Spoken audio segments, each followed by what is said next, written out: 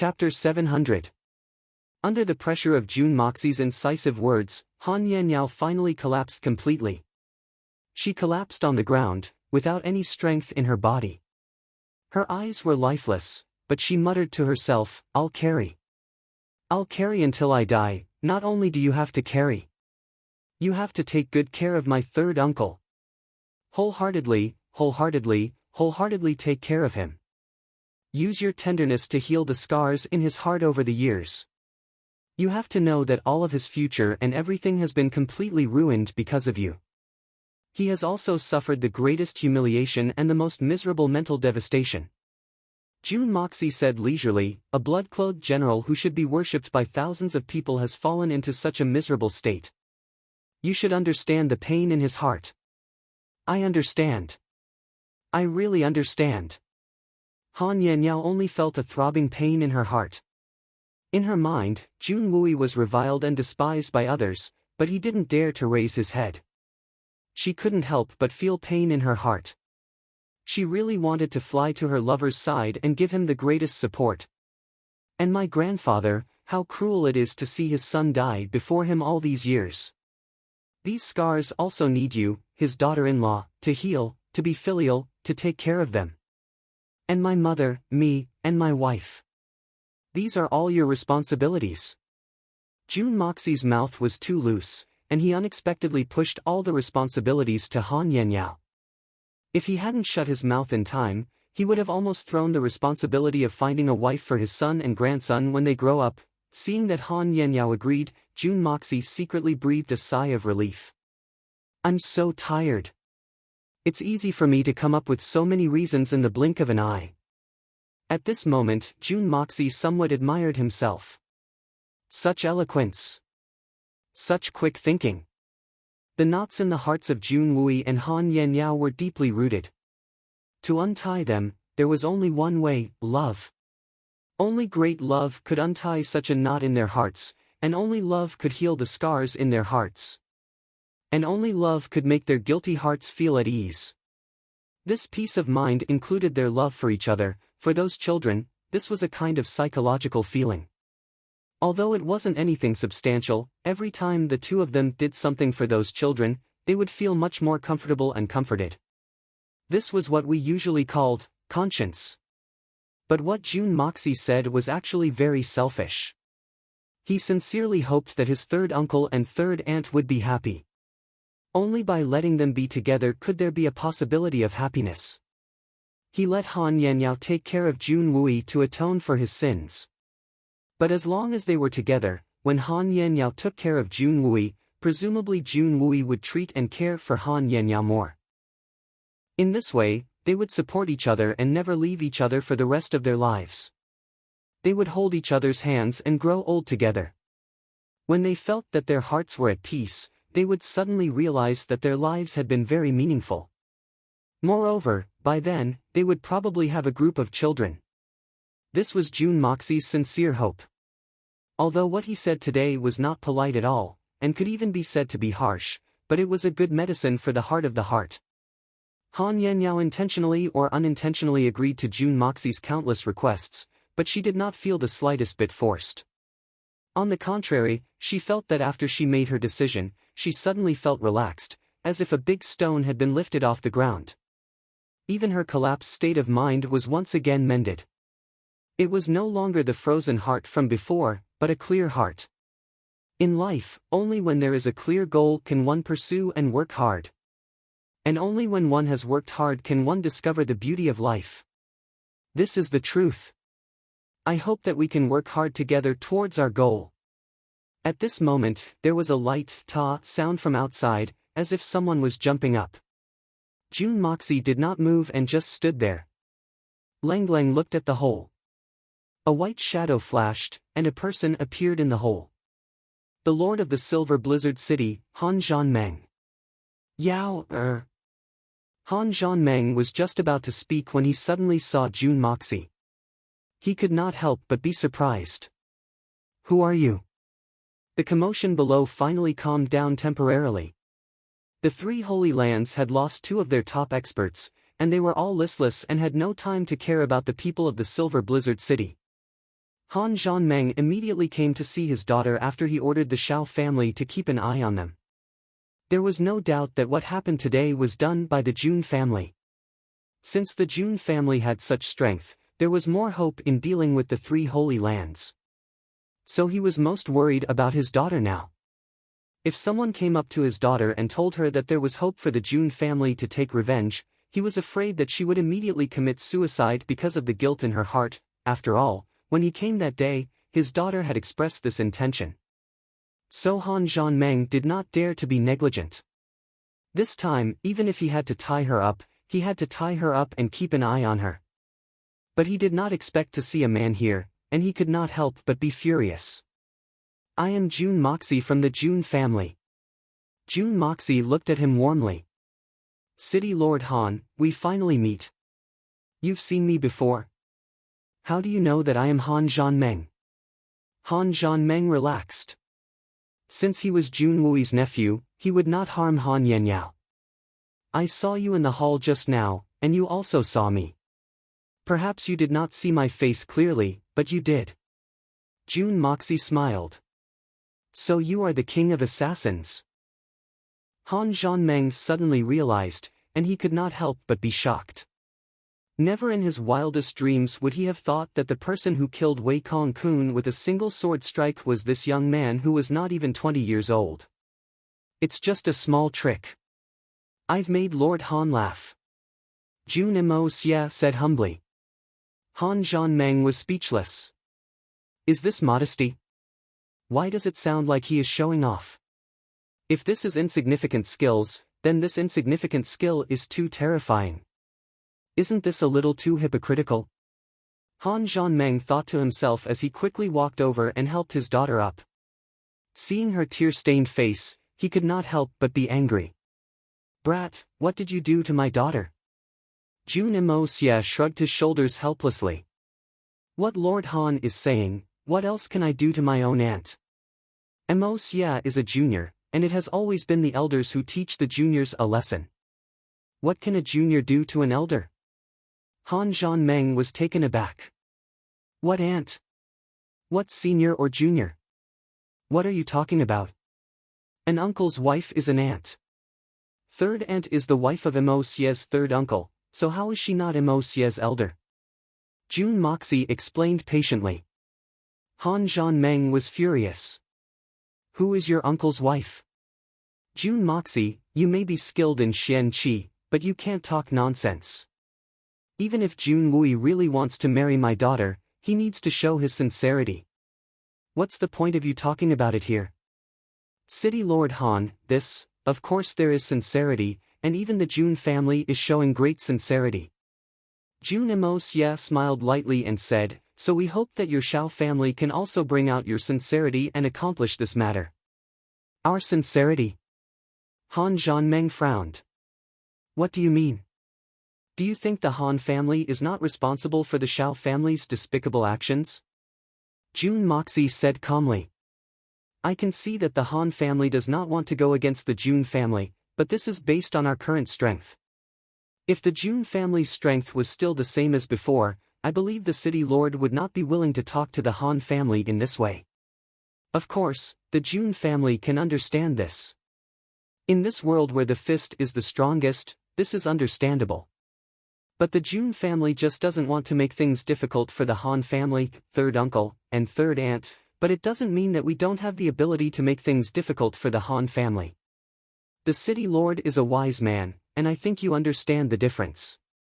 You don't really think that the Silver Blizzard City has nothing to do with what happened back then, do you? Or perhaps, the Han family is not responsible for the tragedy of the Jun family? Therefore, we need a balance, and this balance requires you to show enough sincerity. Jun Mo Xia spoke slowly. Although he spoke slowly, the heaviness in his words was obvious. Hearing Jun Moxie mention the past, Han Zhanmeng couldn't help but show a trace of shame on his face. But he was a righteous man, and he didn't want to speak against his conscience.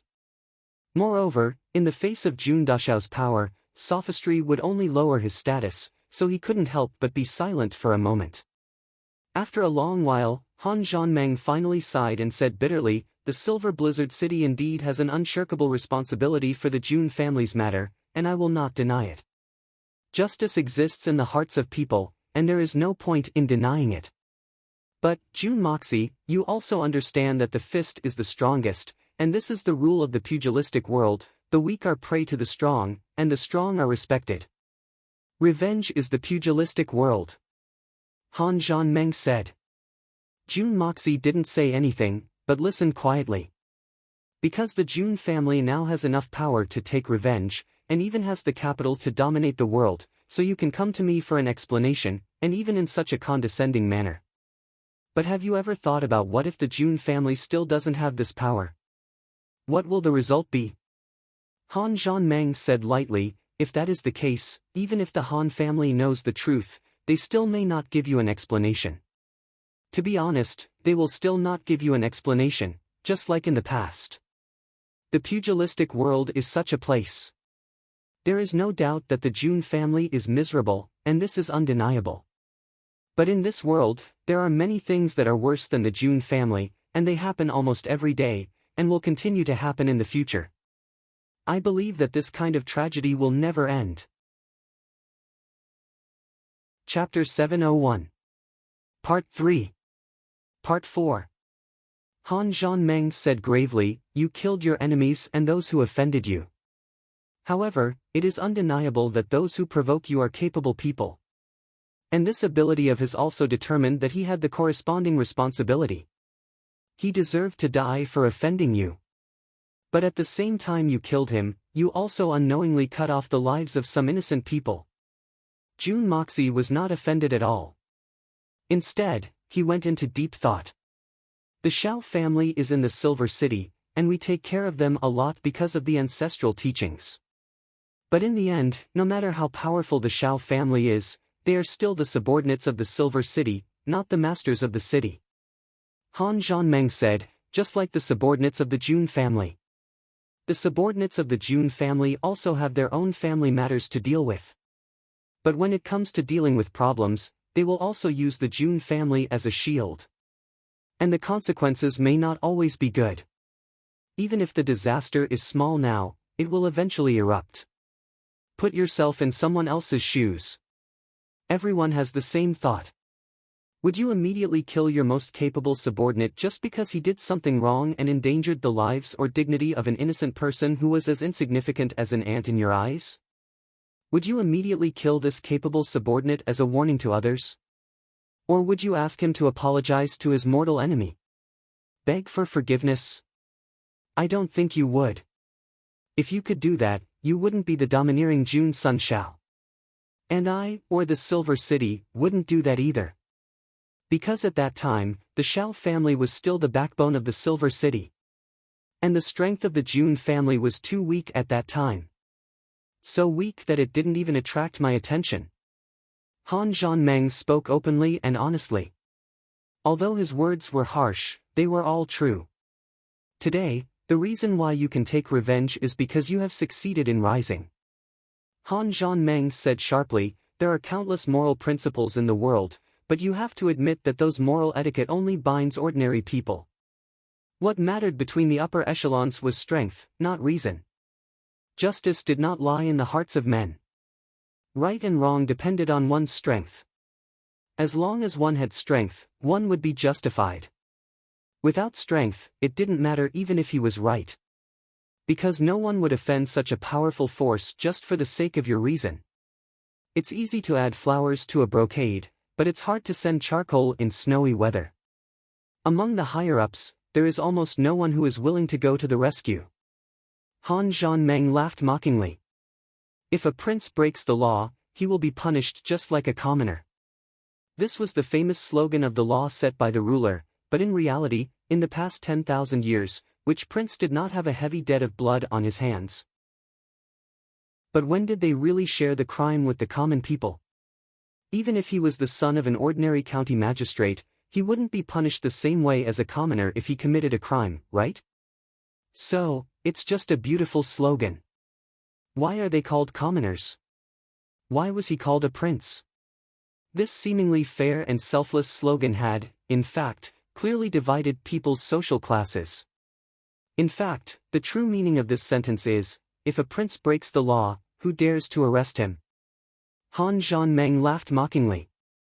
Regarding what happened in the past, the Han family can only say sorry, and that's all we can do. When the Xiao family wanted to destroy the Jun family, it was us who protected them. It was Yao who used her life to threaten you, so that you could be safe and have the opportunity to take revenge today. From this point of view, the Han family may be responsible for the Jun family, but we also owe them a favor. I'm not trying to be pretentious here. This is the truth, regardless of whether you agree with it or not. Han Zhanmeng said lightly. It's precisely because you were too weak at that time. Even if the Xiao family really killed all of you, it wouldn't be a big deal to us. Now that you can take revenge, isn't it also because you have enough strength? Very reasonable. I completely agree with what the city lord has said. In my heart, my opinion is exactly the same as yours. Jun Moxie was silent, but in the same sincere voice, he said sincerely, yes, this is the Jianghu. The Jianghu is a helpless place. Right and wrong only depend on strength, and justice lies in one's fist. Therefore, there is nothing wrong with what the Blizzard Silver City did in the past. I understand. But understanding is one thing, and how to act is another. I still want an explanation from you. As you said, it's because the Jun family has the strength now. When we don't have the strength, we don't have an explanation, because that would only be asking for humiliation.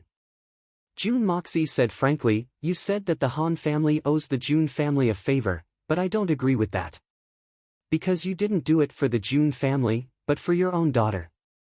So please don't say anything about a favor.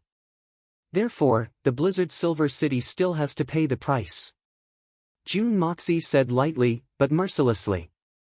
As Lord Han said just now, I also want to return the favor. This is the Jianghu. Yes. This is the Jianghu. Han Zhanmeng said after a long silence. Xia, can't you just let the Blizzard Silver City go? Han Yanyao also stood up and looked at Jun Moxie imploringly. If that's the case, then how will your third uncle and I live in the future? How will we face each other? Let the Blizzard Silver City go. Jun Moxie looked at her and shook his head slowly, but firmly, and said word by word, absolutely not. Stand down, Yao. This has nothing to do with you. Han Zhanmeng shouted and faced Jun Moxie. If that's the case, then what price does the third young master want the Han family to pay? What kind of price do we have to pay in order for the Jun family to be satisfied? Or perhaps, third young master Jun? Jun Moxie was stunned when he asked this question. The Blizzard Silver City had an undeniable responsibility, but the Han family was even more so. But how would they get an explanation? How would they pay the price? This was a big problem. If the Han family was really in trouble, then Jun Wui and Han Yanyao would still be in trouble. Moreover, the Han family was neither the mastermind nor the instigator of the incident, nor did they add fuel to the fire. They definitely did not do anything themselves. At most, they would just stand by and watch. Moreover, regardless of whether or not they had the intention to help, they had still interfered with the Xiao family's plan. Even if they were responsible, how big of a price would they have to pay?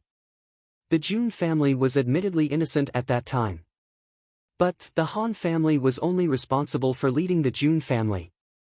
So, it could even be said that they were innocent.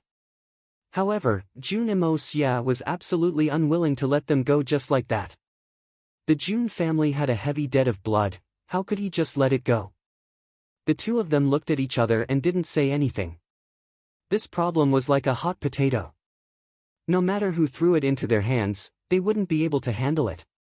After a long time, Jun Moxie stood up and said, the Han family may not have interfered with the Xiao family out of righteousness, but Third Aunt was willing to die to protect the Xiao family. For the sake of Third Aunt, this matter can be decided by Master Han. First, the relationship between Third Uncle and Third Aunt cannot be damaged. Second, the price must be paid.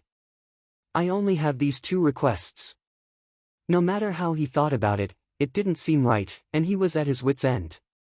Jun Dashao, who had always been full of schemes, was at a loss this time.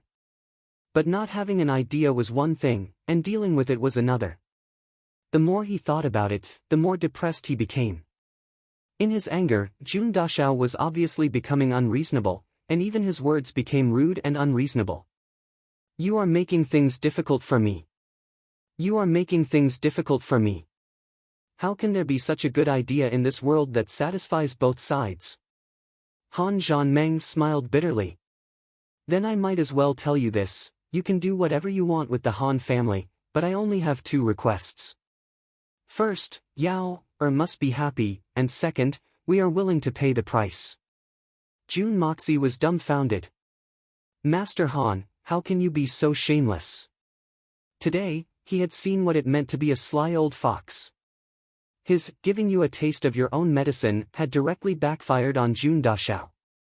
Han Zhanmeng could only smile bitterly. Don't tell me your conditions aren't bad.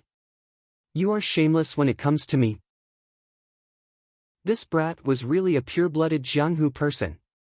He had already grasped the essence of shamelessness. His shamelessness had already reached the point of perfection. Master Han, I will leave this matter to you to think of a solution. I don't care. What a headache. Jun Moxie smiled and said, by the way, Master Han, please tell the people from the 3 holy lands that there will be a decisive battle at the foot of the Sword Peak tomorrow. Victory or defeat will be decided by this battle. Life and death are decreed by fate. The foot of the Sword Peak? Han Zhanmeng asked curiously. The foot of the Sword Peak. Jun Moxie said with certainty. A ruthless light flashed in his eyes. Seeing the cold light in Jun Moxie's eyes, Han Zhanmeng could not help but shiver. This is a matter between us and the 3 holy lands. I hope the Silver City will not interfere. Jun Moxie's eyes flashed strangely. After Master Han brings the message back, I will immediately write another letter of challenge and send it over. Good. Han Zhanmeng agreed, and then said, but as for the price, I think it is more appropriate for you, Jun Sunshao, to think of a way. After all, you are the creditor, and we are willing to listen to you. I am really not suitable. Jun Moxie said sincerely, such a big matter must be decided by the elders. My third uncle and I are not qualified to make the decision. My grandfather can make the decision, but he is far away in Tianxiang, and he is so old, so it is not convenient for him to come and go. Master Han, you are also an elder, so you can make the decision directly. I am sure you will not mistreat poor people like us. Han Zhanmeng was furious. Too shameless. Too shameless. You can make the decision when you come to take revenge, but when it comes to this kind of thing, you can't make the decision. And you still have the nerve to say that you are the victim? Who has ever seen such a tyrannical victim?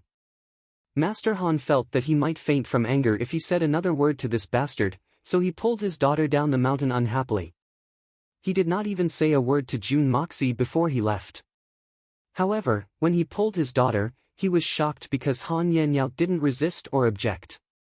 She just obediently allowed herself to be pulled down by him. What the hell is going on? Why is she so obedient? Master Han was really a little puzzled. Watching the father and daughter leave, Jun Moxie finally decided to go back. Before leaving, he looked at the mountain reluctantly and murmured, such a straight mountain, it is a pity that it collapsed.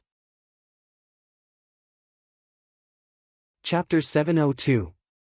When Jun Moxie returned to the camp, he saw the supreme assassin, Chu Chihuan, sitting angrily in his tent, talking to Mei Shuiyan, Solitary Eagle, and the rest.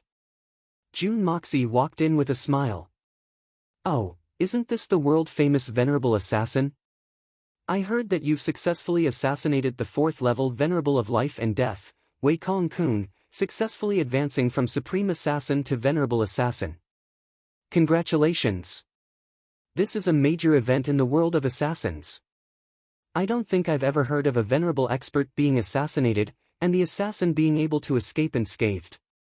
Your reputation will naturally rise to a whole new level, and you'll shine in the world. Chu Chihuan didn't know whether to laugh or cry at Jun Dashao's praises. He scolded nonchalantly. Those idiots from the Three Holy Lands, they've really angered me to death.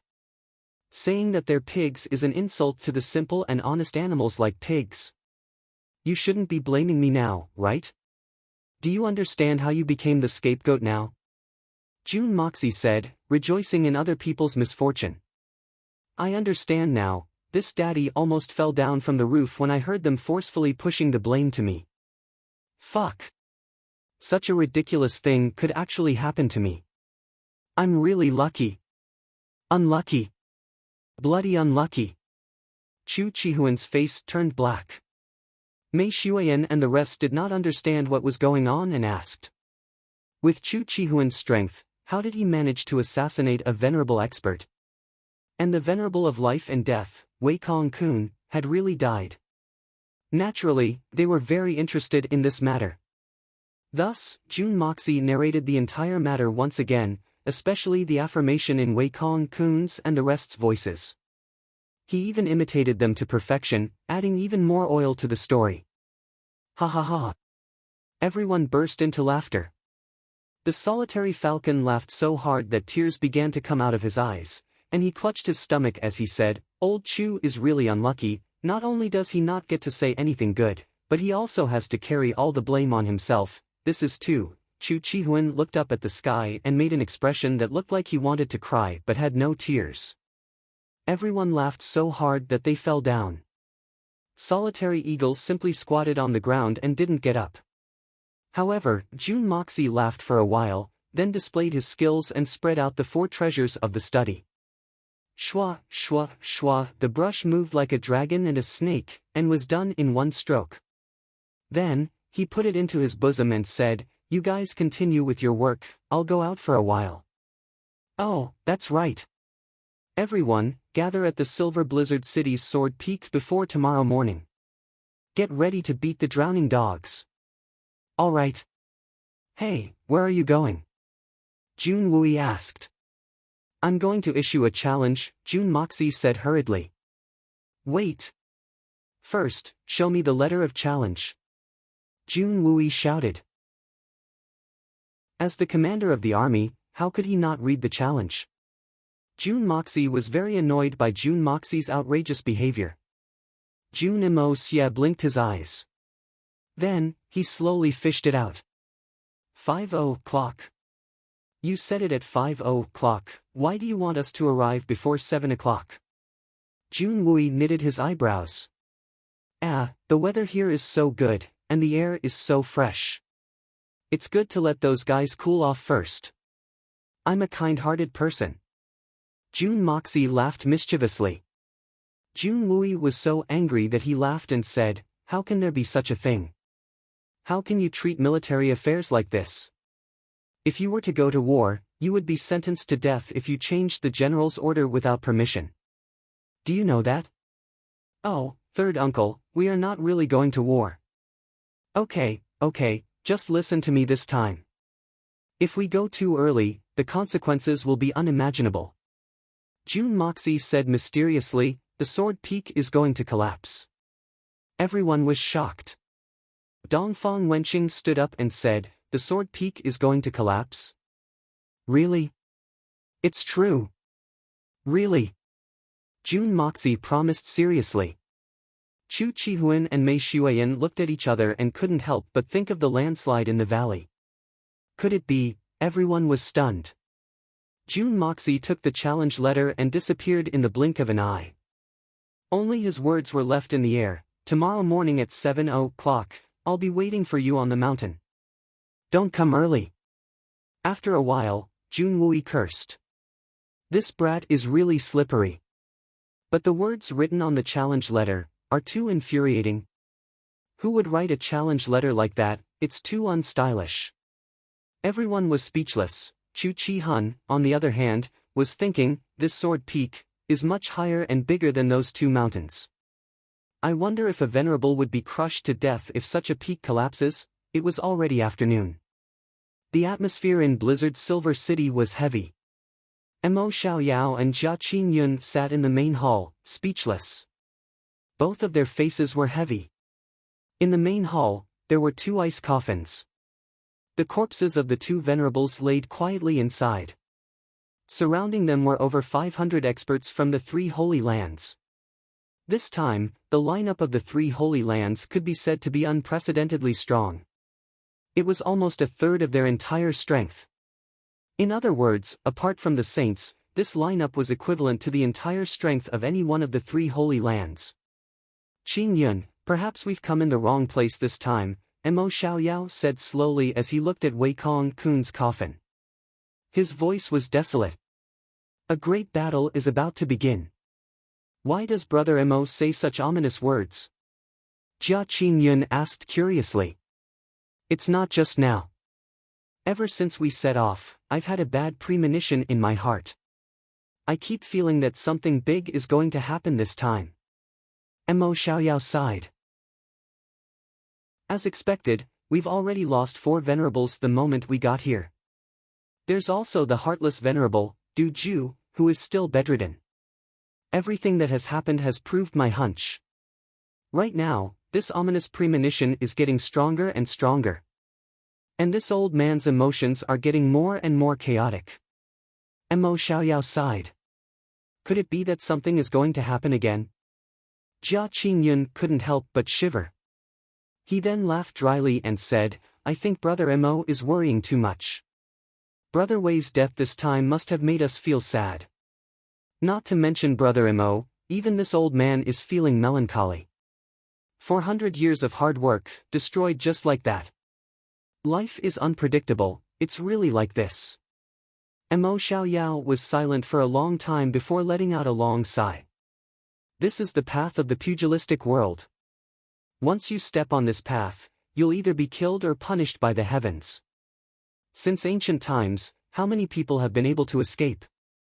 How many people have actually managed to die of old age? Even if it's a saint, how many of them are there? We've already understood this a few hundred years ago. Now that we're bringing it up again, it's really, why bother? Jia Qingyun's emotions were stirred up by him, and he could not help but sigh. After I've avenged Brother Wei and gotten rid of the Jun family's Jun Moxie and Venerable Mei, this old man will immediately return to the Holy Lands and live in seclusion. When the war for seizing the heavens comes, I'll just leave this stinky body at the peak of Pillar of Heaven's peak. War for seizing the heavens. Peak of Pillar of Heaven's peak. Mo Xiaoyao's expression was one of shock. This old man suddenly feels that saying this now is so far away, unreachable. Getting rid of the Jun family's Jun Moxie and Venerable Mei is already a very difficult task. As for avenging Brother Wei, it's even more difficult to do. You and I both saw the assassination methods of that king of assassins with our own eyes. Honestly speaking, if that sword had been aimed at me, Mo Xiaoyao, I would have ended up like Wei Kong Kun. A trace of fear appeared on Mo Xiaoyao's face. I don't have any confidence in dodging that sword. That sword was truly domineering. Jia Qingyun also revealed a look of lingering fear, clearly recalling the elegance of that sword. What's domineering is not the sword, but the person. Because you'll never know where that sword will come from, that's the scariest part. But by the time you realize it, it's already too late, just like Wei Kong Kun. Mo Xiaoyao shook his head lightly. Everyone says that we've been through hundreds of battles, but in our lives, how have we only been through hundreds and thousands of battles? But against such a sword, Mo Dao had no way to deal with it. Even now, he still doesn't have any method to deal with it. In fact, up until now, the only method I can think of is to disintegrate my body like Brother Wei did. But if that's the case, how are we going to deal with the subsequent sword qi? Mo Xiaoyao shook his head, troubled. Also, who is that person? When did such an earth-shattering killer appear in this world? With the eyes and ears of our 3 holy lands, how could we not know anything about it? This matter is simply too terrifying. In any case, the pugilistic world now seems to have changed. It's no longer the pugilistic world we were once familiar with. Jia Qingyun sighed and said, Brother Mo, could it be that our era has already passed? Mo Xiaoyao was stunned. After a long time, he said in a daze, our era has already passed. Has it really passed? His voice was very soft, as if he was asking himself, but also as if he was asking the heavens. At this moment, a clear voice rang out from outside. Mo Xiaoyao, get your ass out here to receive the letter of challenge. The voice was extremely clear and melodious, and it reverberated on the silent peak of the snowy peak. However, the content of the voice was extremely vulgar.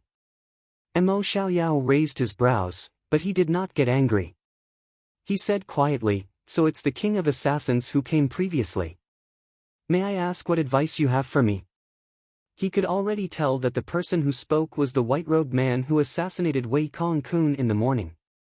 Facing such an enemy, even if Mo Xiaoyao had 10,000 more guts, he would not dare to go out and face him alone. If he were to use that sword again, Wei Kong-kun would be the best example to learn from. The people from the 3 Holy Lands all stood up. Mo Xiaoyao gave a look, and Jia Qingyun, Xiao Tianya, and Chu Wuqing moved, forming a defensive formation with Mo Xiaoyao. Everyone's eyes were filled with fear and hatred as they walked out silently. Suddenly, with a whoosh, a white object flew in. A maniacal laughter rang out from outside. Ha ha ha, I knew you guys wouldn't dare to come out, so I might as well throw it in for you. 3 Holy Lands. Ha ha ha, what a joke, there's no need to call them 3 turtle nests.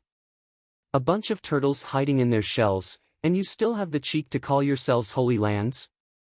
You really make me laugh till my stomach hurts. The laughter faded away, and it was obvious that the person had already left. The white piece of paper fluttered down. It turned out to be a piece of white silk. The surface of the silk was filled with words written in strong strokes. Chapter 703. Mo Xiaoyao glanced at it, and his face changed. His eyes were filled with anger. This was a letter of challenge, but the content was enough to make his lungs explode. Rather than calling it a letter of challenge, it was more like a letter of cursing. The content was as follows: a letter of challenge. Tomorrow morning, at the foot of the Sword Peak, all our grudges will be settled in one battle. At that time, we will kill Mo Xiaoyao, step on Jia Qingyun, punch Xiao Tianya, and kill Chu Wuqing with a fart. Hermitage hypocrites, supreme Golden City villains, and illusory Blood Sea losers will all turn into ashes tomorrow.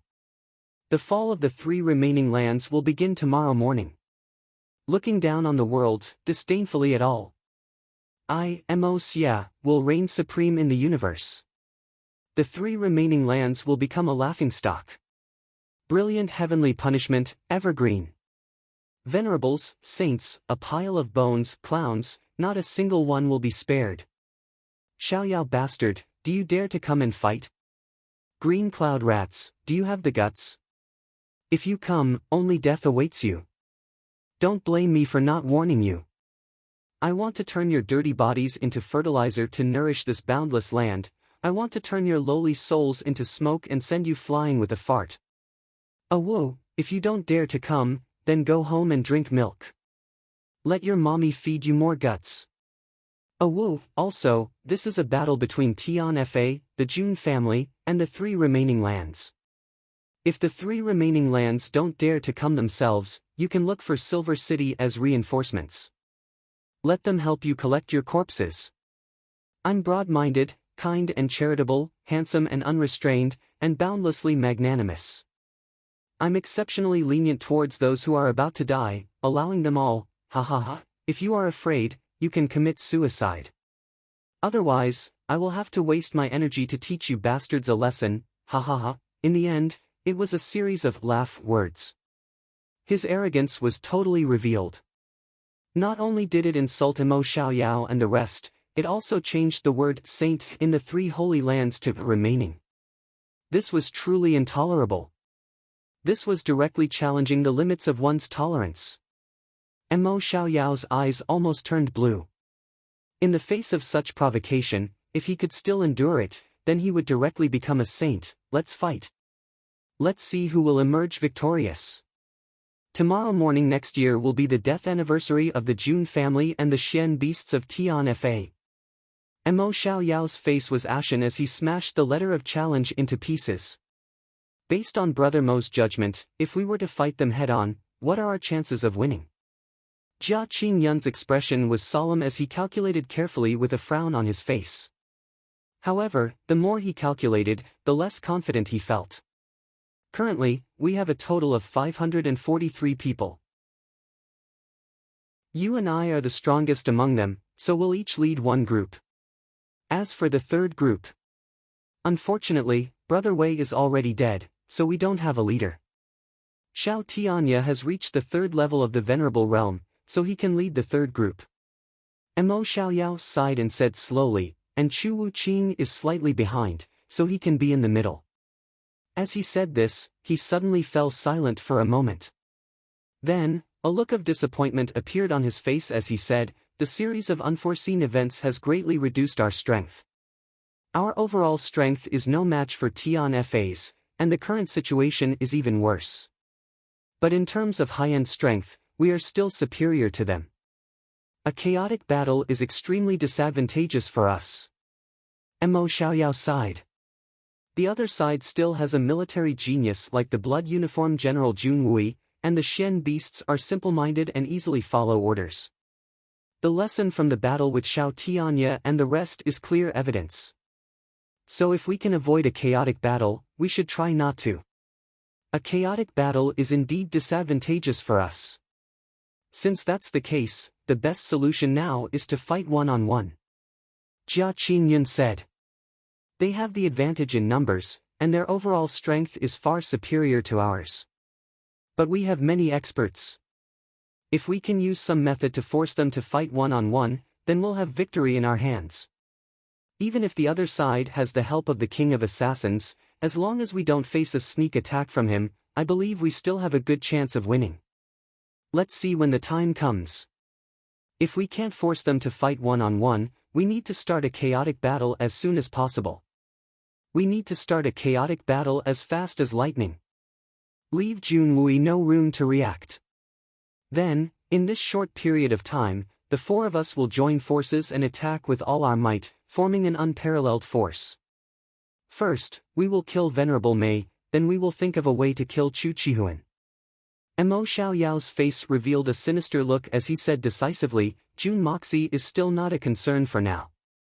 We need to attack together with the force of a thunderbolt. As long as we get rid of these two, we can gather our forces to deal with the mysterious King of Assassins. Mo Xiaoyao thought deeply and said, we need to deal with that person carefully. Only in this way will our chances of winning be higher. That person is too scary, even if we fight fairly, I don't have the confidence to win. But if we do that, then what about the King of Assassins' sneak attack while we're dealing with Venerable Mei and Chu Qihuan? That person's movement skills are too strange, even Venerable Mei, who is also known for his movement skills, might not be as good as him. Jia Qingyun frowned and said worriedly. Activate the human wave tactic, we'll completely surround him and use our lives to delay him. Mo Xiaoyao's face revealed a sinister look, and a merciless glint flashed in his eyes. Even if we all die, we must completely delay him. Delay him until we have the time to fight. Jia Qingyun took a deep breath and said after a while, if that's the case, the sacrifice will be huge. This is the pugilistic world. Mo Xiaoyao Lenglang said. Even you and I are prepared to sacrifice our lives at any time, let alone them. We can't afford to lose this battle. If we lose as well, it won't matter whether they survive or not. Jia Qingyun nodded slowly, agreeing with his words. If that's the case, do we still want the people from Blizzard Silver City to participate? Jia Qingyun pondered for a while and finally asked. Mo Xiaoyao stood up and paced back and forth with a dark face.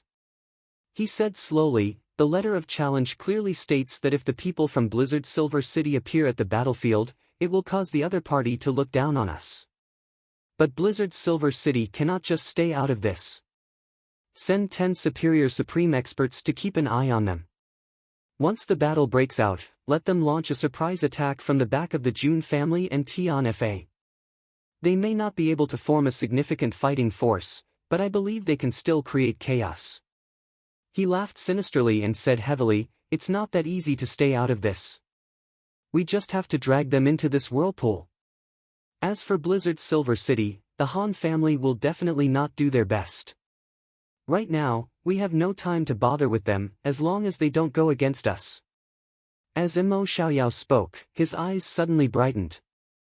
"Also, focus on the Xiao family.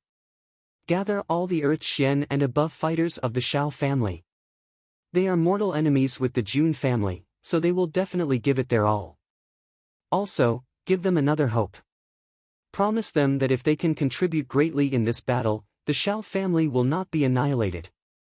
If they can successfully destroy the Jun family and Tian Fa, they will be able to enjoy Blizzard Silver City forever. If that's the case, I'm afraid the Han family will have a change of heart. They are after all the local tyrants." At this time, if Jia Qingyun was stunned. If the Jun family loses, so what if the Han family has a change of heart? If the Jun family wins, how can the Xiao family be unscathed? We're just giving them a ray of hope in this desperate situation. Do you think the Xiao family will be left with much manpower after this battle? Mo Xiaoyao said sinisterly. "It's indeed a brilliant plan." "Very good." Jia Qingyun nodded in agreement. "Xiao Tianya, immediately lead a few people with the Xiao family as guides. Go to the Sword Peak and observe the terrain of the battle. See if there are any good places to set up an ambush. Hide some people in advance and use them as a surprise attack during the battle." Mo Xiaoyao Lengleng ordered. Xiao Tianya agreed and waved his hand. A few experts with better Qinggong followed behind him and floated out of the hall. Mo Xiaoyao stared coldly at the door. He stood with his hands behind his back, unmoving like a mountain. After a long time, he said slowly, "Brother Wei, Brother Hua, your souls are not far away. Revenge for you will be tomorrow. The blood of the Jun family will fill your graves. At that time, you will be smiling even in hell." A boundless murderous aura emanated from his body and rose up. A few large birds on the snowy peak were frightened by this terrifying atmosphere. They cried out in panic and flew far away. Mo Xiaoyao felt the blood in his heart boil. His dry fingers curled up slowly and clenched into a fist, his knuckles protruding. An intense battle intent that hadn't arisen in hundreds of years once again surged majestically from his heart. At this moment, he felt as if his head could hold up the heavens, and his feet were on the ground. He was the only one in the world, and he was free and unfettered. Ha ha ha. Fight! The grudge of life and death will be settled tomorrow. Fight it out. This unfettered venerable let out a lofty roar. This roar was actually infused with all of his profound strength and cultivation, causing the mountains and valleys to buzz and reverberate. The snow on the mountain peaks in the distance crashed down in large chunks. His roar was like thunder, and the sound was earth-shattering. It actually caused several small avalanches. It only stopped after a long time. Such a scene caused the originally low spirits of the experts from the three holy lands to soar. Their ambitions were reignited. They shouted in unison, "The grudge of life and death will be settled tomorrow. Fight it out." Everyone shouted in unison and their voices spread far and wide, echoing back and forth between the mountains. But in the empty echoes of the mountains, although the voice was majestic, it also sounded a little desolate. Jun Moxie was already at the bottom of the Sword Peak. To be more precise, he was already dozens of feet underground. Jun Mo Xia stood calmly in the soil with a solemn expression on his face. He felt that his entire body was brimming with energy. Then, he suddenly turned around, and faced a thick layer of soil and rocks. His palms rotated, and slowly pushed out. It seemed as if he was pushing something that weighed millions and millions of kilograms. His palms emitted a yellow light. Then, his entire arm also turned yellow. Then, his entire body turned yellow. His entire body seemed like a tower of light in the darkness. It was as if he was a Buddha from the ninth heaven. His entire body was covered with a sacred halo. Suddenly, he shouted slowly, "5 elements, power of earth. Out! Today is Christmas Eve. Tomorrow is Christmas Day. Here, I wish everyone a safe and happy life. There's one more thing. Ever since I started writing this book, I haven't had a day off for 2 years. I don't even have time to drink and chat with my friends. This afternoon, a few old classmates came to me and asked me to come out for karaoke tonight. I said yes. But today's chapter didn't go as smoothly as I expected. Or maybe I want to go out and have fun too much. Ever since I agreed, my mind has been a little uneasy. It had actually lasted until now. They've called me many times. They've been waiting for me at the karaoke hall for 3.5 hours now. Later, after sending the second chapter, I'll go out and have fun. Tonight, it'll be 2 chapters. Chapter 704. The yellow light that was overflowing from his body instantly dispersed, and all of it blended into the stone layer. Wave after wave of yellow light seeped in, and after a long time, it finally returned to its original dark color. Although Jun Moxie's cultivation had improved greatly, he still couldn't help but gasp a few times. He slowly adjusted his breathing, and slowly gathered his strength again. The Hongjun Pagoda in his mind rotated continuously, and a large amount of spiritual energy gushed out and blended into his meridians, replenishing the large amount of energy that he had just lost. The entire sword peak was after all too huge. If they really wanted to knock him down in one go, it would be impossible. Even if he had a great power like the power of earth, it was still difficult. At least with Jun Moxie's current ability, it was still impossible. Therefore, he could only come again and again. An iron rod was ground into a needle, and the majestic peak was flattened. Every time, he gave it his all. Under the infusion of spiritual energy from the Hongjun Pagoda, Jun Moxie's recovery speed was exceptionally fast. Not long after, another piece of yellow light spun out, and blended into the other side of the soil layer. Then, it was followed by another 2 times. Jun Moxie once again entered into a deep state of adjustment. Contrary to Jun Dashao's expectations, this sword peak was actually so sturdy. Really sturdy, so many times, and so many cycles of the power of earth, but it still couldn't shake the foundation of the sword peak. The degree of sturdiness of this 10,000-year-old mysterious ice had really reached a jaw-dropping terrifying level. Wait! 10,000-year-old mysterious ice. Isn't it water? It may not be that the power of earth couldn't shake the majestic peak, but my method is wrong. Jun Moxie's eyes lit up. After adjusting his breathing, he suddenly opened his eyes, and lightly shouted, 5 elements. Power of water. Out! The next moment, his eyes suddenly turned azure blue. His 2 hands crisscrossed, and constantly pinched different hand signs. His technique was complicated, and there were endless changes. It was as if the 1,000-hand guanyin was dancing at this moment, and it was too much for the eyes to take in. Then, a hazy azure light shone from his hand and body. Like butterflies that had found their way home, they melted into the layer of ice. After releasing the power of water 4 times in a row, Jun Moxie was exhausted once more. He sat on the ground and gasped for breath. After adjusting his breathing for a while, Jun Moxie changed his position and started the cycle of the power of earth and power of water again. Jun Moxie finally entered the most central lower level of the sword peak after doing the same in all 4 directions of the underground of the sword peak. In other words, it was directly below the heaven and earth sword. The center. This was the key to everything. Jun Moxie was surprised to find that after he used the yin-yang escape art, it was extremely difficult for him to move. It was even difficult. This was the second time he encountered such a situation after learning the yin-yang escape art. The first time he was blocked was in the Tian Fa forest. It was surrounded by a layer of fog, and after asking Mei Shuiyan, he found out that it was the mysterious place where the 9 Serenities and 14 Masters escaped to.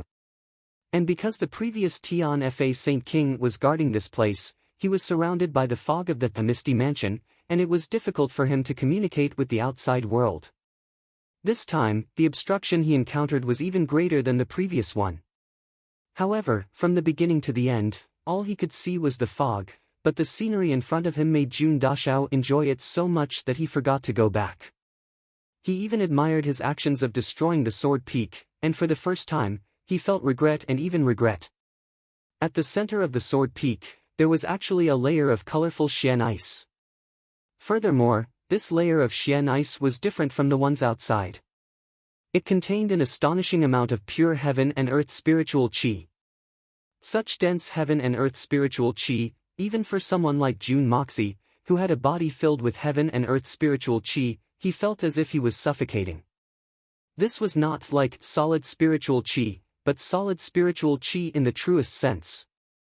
What kind of miracle was this? And this spiritual qi was also colorful, like a rainbow, shuttling back and forth in the layer of Xian ice, making the entire underground space even more dazzling and beautiful. It's so beautiful. Jun Moxie stared at the scene in front of him, dumbfounded. So beautiful. So comfortable. I'm so fucking jealous. And right at this moment, without any warning, Jun Imo Xie only felt a loud bang in his mind. The Hongjun Pagoda rose up with a whoosh, rolled, and revolved. Then, thousands of rays of light shone out, dazzling and dazzling. The Hongjun Pagoda had moved on its own. Jun Moxie was shocked. Suddenly, he felt dizzy, and the Hongjun Pagoda floated out from between his eyebrows. It was like a gemstone that had been concentrated millions of times. Even though it had turned into dust, its color did not change. It only stayed in front of him for a short moment. Then, the Hongjun Pagoda floated to the top of his head and rotated. Its color became more and more intense, and its size became bigger and bigger. Gradually, it expanded to the size of half a house. Suddenly, the door of the Hongjun Pagoda opened. This time, not a single bit of heaven and earth spiritual qi came out.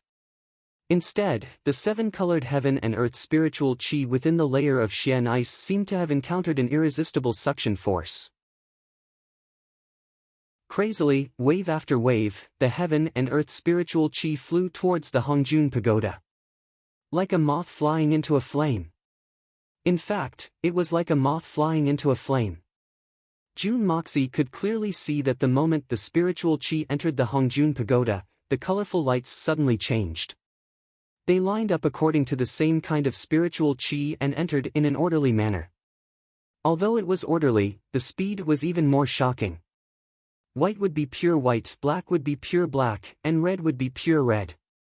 Everything was organized neatly. The Hongjun Pagoda was like a giant that could never eat its fill. It swallowed the spiritual qi like a whale swallowing the sea. The colorful spiritual qi turned into beams of pure light and surged into the Hongjun Pagoda. Jun Moxie was very envious of this scene. He could not help but think of getting a share of the spiritual qi. If he could absorb the spiritual qi in front of him, even if it was not a lot, it would still be very beneficial. But just as he was about to move, he discovered that he could not even move a finger, but this was not a strange situation. Because every time the Hongjun Pagoda moved on its own, he would not be able to move. From start to finish, it took a full hour. Even with the terrifying suction of the Hongjun Pagoda, it still took half an hour. This was the full absorption of the Hongjun Pagoda at full power. This kind of strength, this kind of huge energy, caused Jun Moxie's scalp to go numb. After an hour, the rainbow light finally dissipated completely, and the entire layer of Xian ice became transparent, but the brightness did not decrease at all. The suction of the Hongjun Pagoda became stronger and stronger. It even made a shio sound in the air. Finally, the Xian ice layer emitted a slight tremor. Suddenly, a palm-sized object emitted a dazzling white light. It rose from the Xian ice layer, and flew into the Hongjun Pagoda with a whoosh at the speed of light. Even with Jun Moxie's eyesight, he could not see what this dazzling white light was. The Hongjun Pagoda's rotation suddenly calmed down. Then, with a schwa sound, it pierced through the space between Jun Moxie's eyebrows and quietly returned to his sea of consciousness. It was motionless, like a huge man who had eaten and drunk his fill, and needed to quietly digest his food. Jun Moxie instantly felt that he had regained his ability to move. He hurriedly gasped for 2 breaths. Only then did he realize that he had lost the ability to breathe in the past 2 hours. If not for the great improvement in his cultivation, he would have almost suffocated to death. After gasping for a few times, he realized that his surroundings had sunk into darkness. There was not even a little bit of light. It was quiet and lifeless, just like a ghost town. Walking forward a few steps, he came to the place where the Xian ice layer was. He stretched out his hand and touched it lightly. With a pop sound, a hole actually appeared. "I'll sue you." Jun Moxie could not help but blurt out. Isn't the suction of the Hongjun Pagoda too terrifying? It actually directly sucked the 10,000 years old Xian ice layer that was comparable to the hardest steel into tofu dregs. This is too, once again, he used the yin-yang escape. As expected, his speed had already returned to normal. He quickly ran around the sword peak once underground. Then, Jun Moxie anxiously jumped out and wiped off his cold sweat. Oh my god, the carved sword peak had directly turned into a paper tiger. Jun Moxie even suspected that he didn't even need to use much strength. As long as he activated the power of earth and pushed with his hand, he would be able to topple this sword peak that was tens of li wide and thousands of zhang tall. When Jun Moxie came out, he realized that the sky outside was already bright. He had actually stayed underground for an entire night. Recalling the strange encounter of this night, Jun Moxie could not help but feel as if he was dreaming. What the hell is going on? What exactly were those colorful heaven and earth spiritual chi? Also, what is that palm-sized thing that was emitting a dazzling white light? It was not that Jun Moxie did not want to enter the Hongjun Pagoda to see what was going on. However, he was surprised to find that the Hongjun Pagoda was silent. No matter how hard he tried, it would not be activated. The door was directly shut, and not a single drop of heaven and earth spiritual energy leaked out. Jun Dashao faintly sensed that this time, the Hongjun Pagoda might have absorbed too much energy, and needed some time to carefully digest it. It was like a person who ate a lot, but usually only ate 2 or 3 steamed buns. Over time, the person would get used to it. Although the amount of food was there, it would not be full for many years. Slowly, the person would get used to this state of semi-starvation. In other words, even the intestines would become thin from hunger. But this time, it was a sudden gluttony. Unexpectedly, the person was full for once. He ate 20 steamed buns in one go. Then, even if he could eat 100 steamed buns at his maximum capacity, he would feel temporarily bloated by these 20 steamed buns, and his stomach would feel very uncomfortable. Jun Moxie reckoned that the Hongjun Pagoda had eaten too much this time, and, I'm going out now. I wish everyone a happy Christmas Eve. In addition, tomorrow is not only Christmas, but also the birthday of our deputy moderator, Yin Ji. Here, I wish my brother a happy birthday. Also, please don't forget to vote that ring. I really wanted brothers of ordinary users, brothers and sisters of V users, 1 free vote for each person. We have millions of votes. Why are there so few votes now? Confused.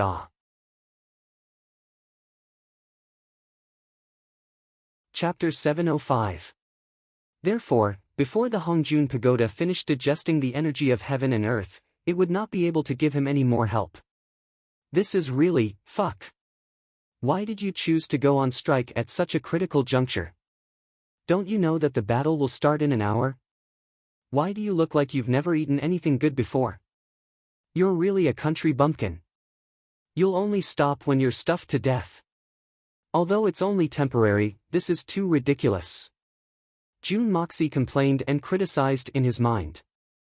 The Hongjun Pagoda didn't budge. No matter how much he mumbled, the Hongjun Pagoda ignored him. If the Hongjun Pagoda could speak, it would definitely reply with disdain, fuck. Isn't this all because you're a useless bastard who starved me to this state?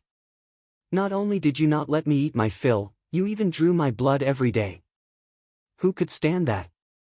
If you let me eat my fill every day, would I be stuffed at this time? Besides, I didn't eat too much, it's just indigestion. If you don't blame yourself, why are you blaming me? How can you be so shameless? You heartless, scolding was useless, and hitting was useless. Jun Dashao was at his wit's end and finally accepted it. But this situation was definitely temporary. He could only hope that this guy would quickly finish digesting and come out. He hoped that he wouldn't get a gastric ulcer or perforate because of this. I'll let you take a break for now. Fuck, without Butcher Zhang, do I have to eat pigs with fur? Watch how this young master roams the world with his own abilities. I'll still cause chaos in this world. Jun Moxie stood there invisibly, feeling the cold wind outside.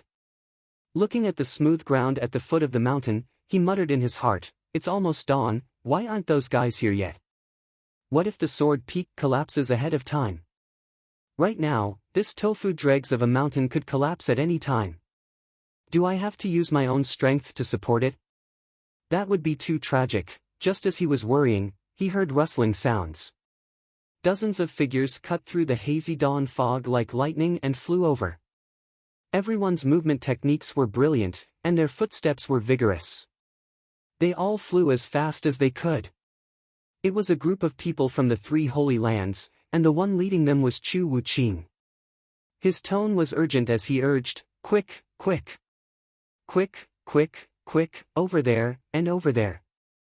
Hide yourselves and listen to my orders. As long as I let out a long whistle, you will immediately kill your way out. He had to catch them off guard. Cause the greatest number of casualties as soon as possible. Everyone nodded, but no one said anything. Then, there was the sound of clothes flapping in the air, and everyone found a place to hide.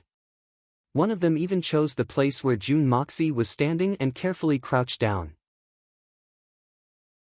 He stuck his head out and looked around, then retracted his head. This fellow's hiding spot was extremely ingenious. His head was right below Jun Moxie's crotch. As long as Jun Moxie stretched out his hand, he could strangle him. He didn't even need to bend over to strangle him to death. Or, if he squatted down, he could sit his butt on his neck. As long as this fellow stretched his neck, he could have an intimate contact with a certain part of his body. Then, they could have a big head bump into a small head. Jun Moxie was hiding with his legs crossed, but this fellow's head went into his crotch. He didn't know whether to laugh or cry. Isn't this fellow too good at hiding? Hiding here is really too convenient for me. But I can't do anything to him right now. I can see him, I can touch him, but I can't do anything to him. This made Jun Moxie very anxious. In fact, he was burning with anxiety. At this moment, this fellow inexplicably turned his body and looked up at the sky. There was a look of satisfaction on his face, and he even used his nose to take 2 deep breaths under Jun Moxie's crotch. He opened his mouth and took a deep breath. He squinted his eyes and muttered, "This air is really fresh. If I can fart at the right time, you'll immediately feel that it's not fresh." Jun Moxie thought fiercely. Looking at the wide-open mouth under his crotch, Jun Moxie suddenly thought, if I suddenly need to pee at this moment, I probably won't waste a single drop. All of it will go into this fellow's stomach. Naturally, if I have diarrhea, this fellow will probably be even more miserable than old eunuch Zhu. Resisting the urge to strangle this fellow to death, or the tempting thought of solving the problem of peeing on the spot, Jun Moxie finally sighed helplessly in his heart and prepared to leave. Before leaving, Jun Dashao was still unwilling to leave just like that. He activated his qi, and true qi flowed through his entire body.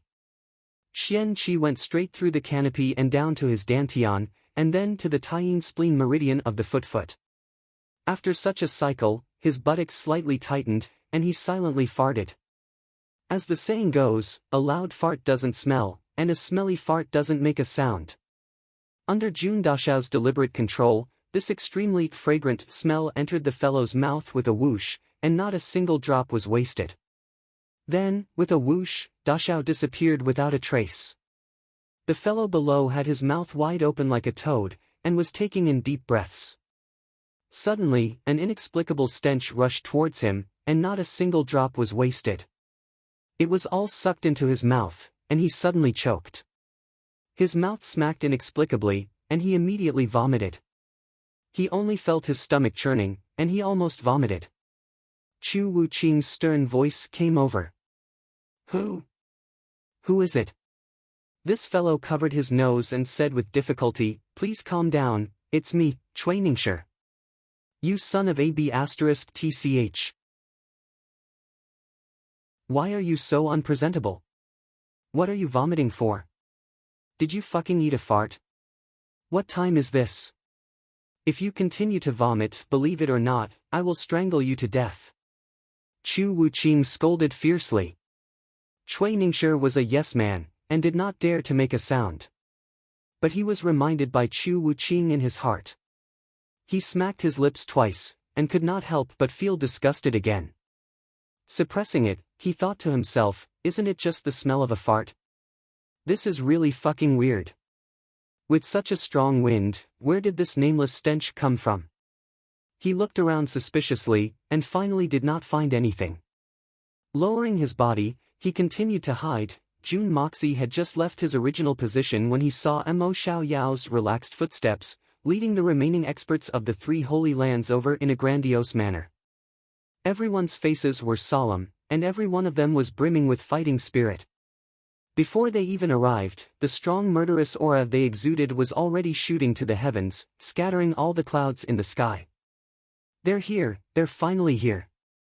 They're finally here to die. Jun Moxie's heart was filled with excitement. What's going on? Why aren't they here yet?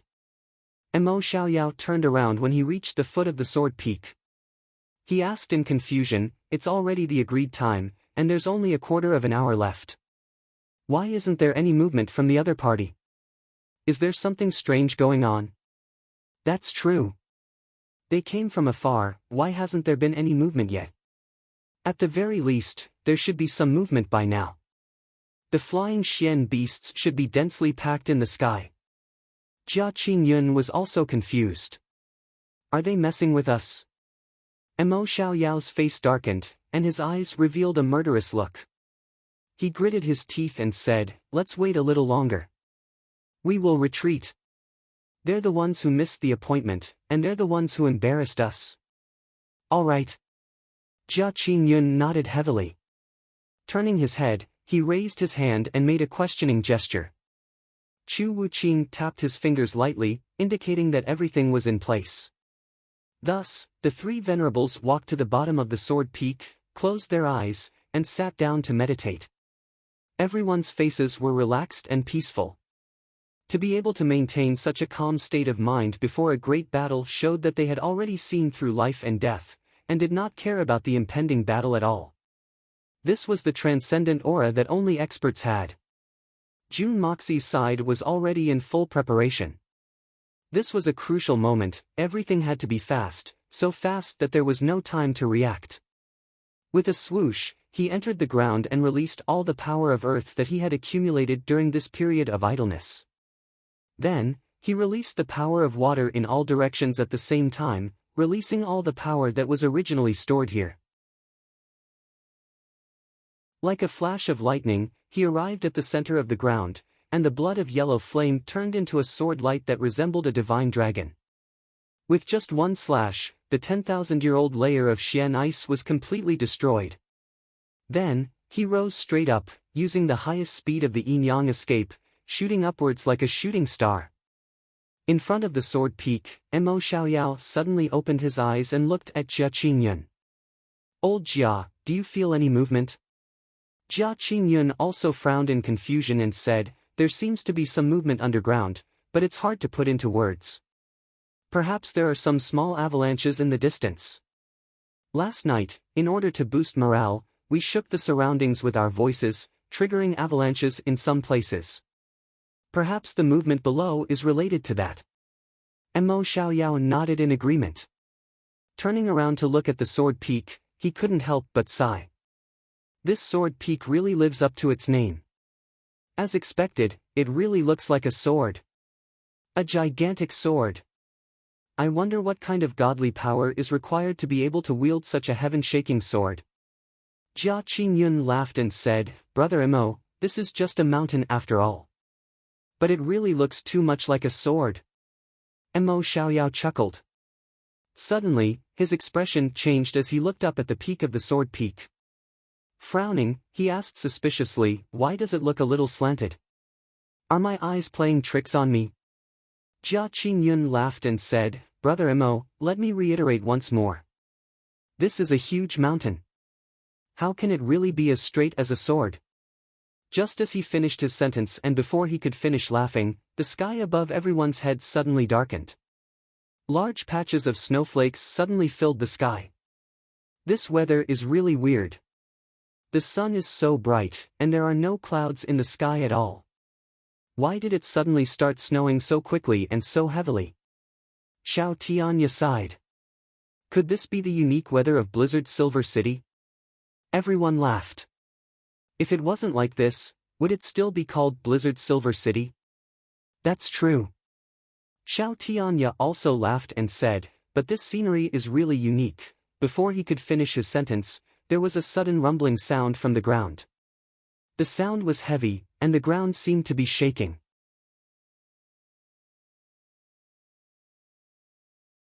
Chapter 706. At this point, everyone was truly shocked. They stood up one after another and looked around at each other in dismay. Everyone's faces were filled with bewilderment and uncertainty.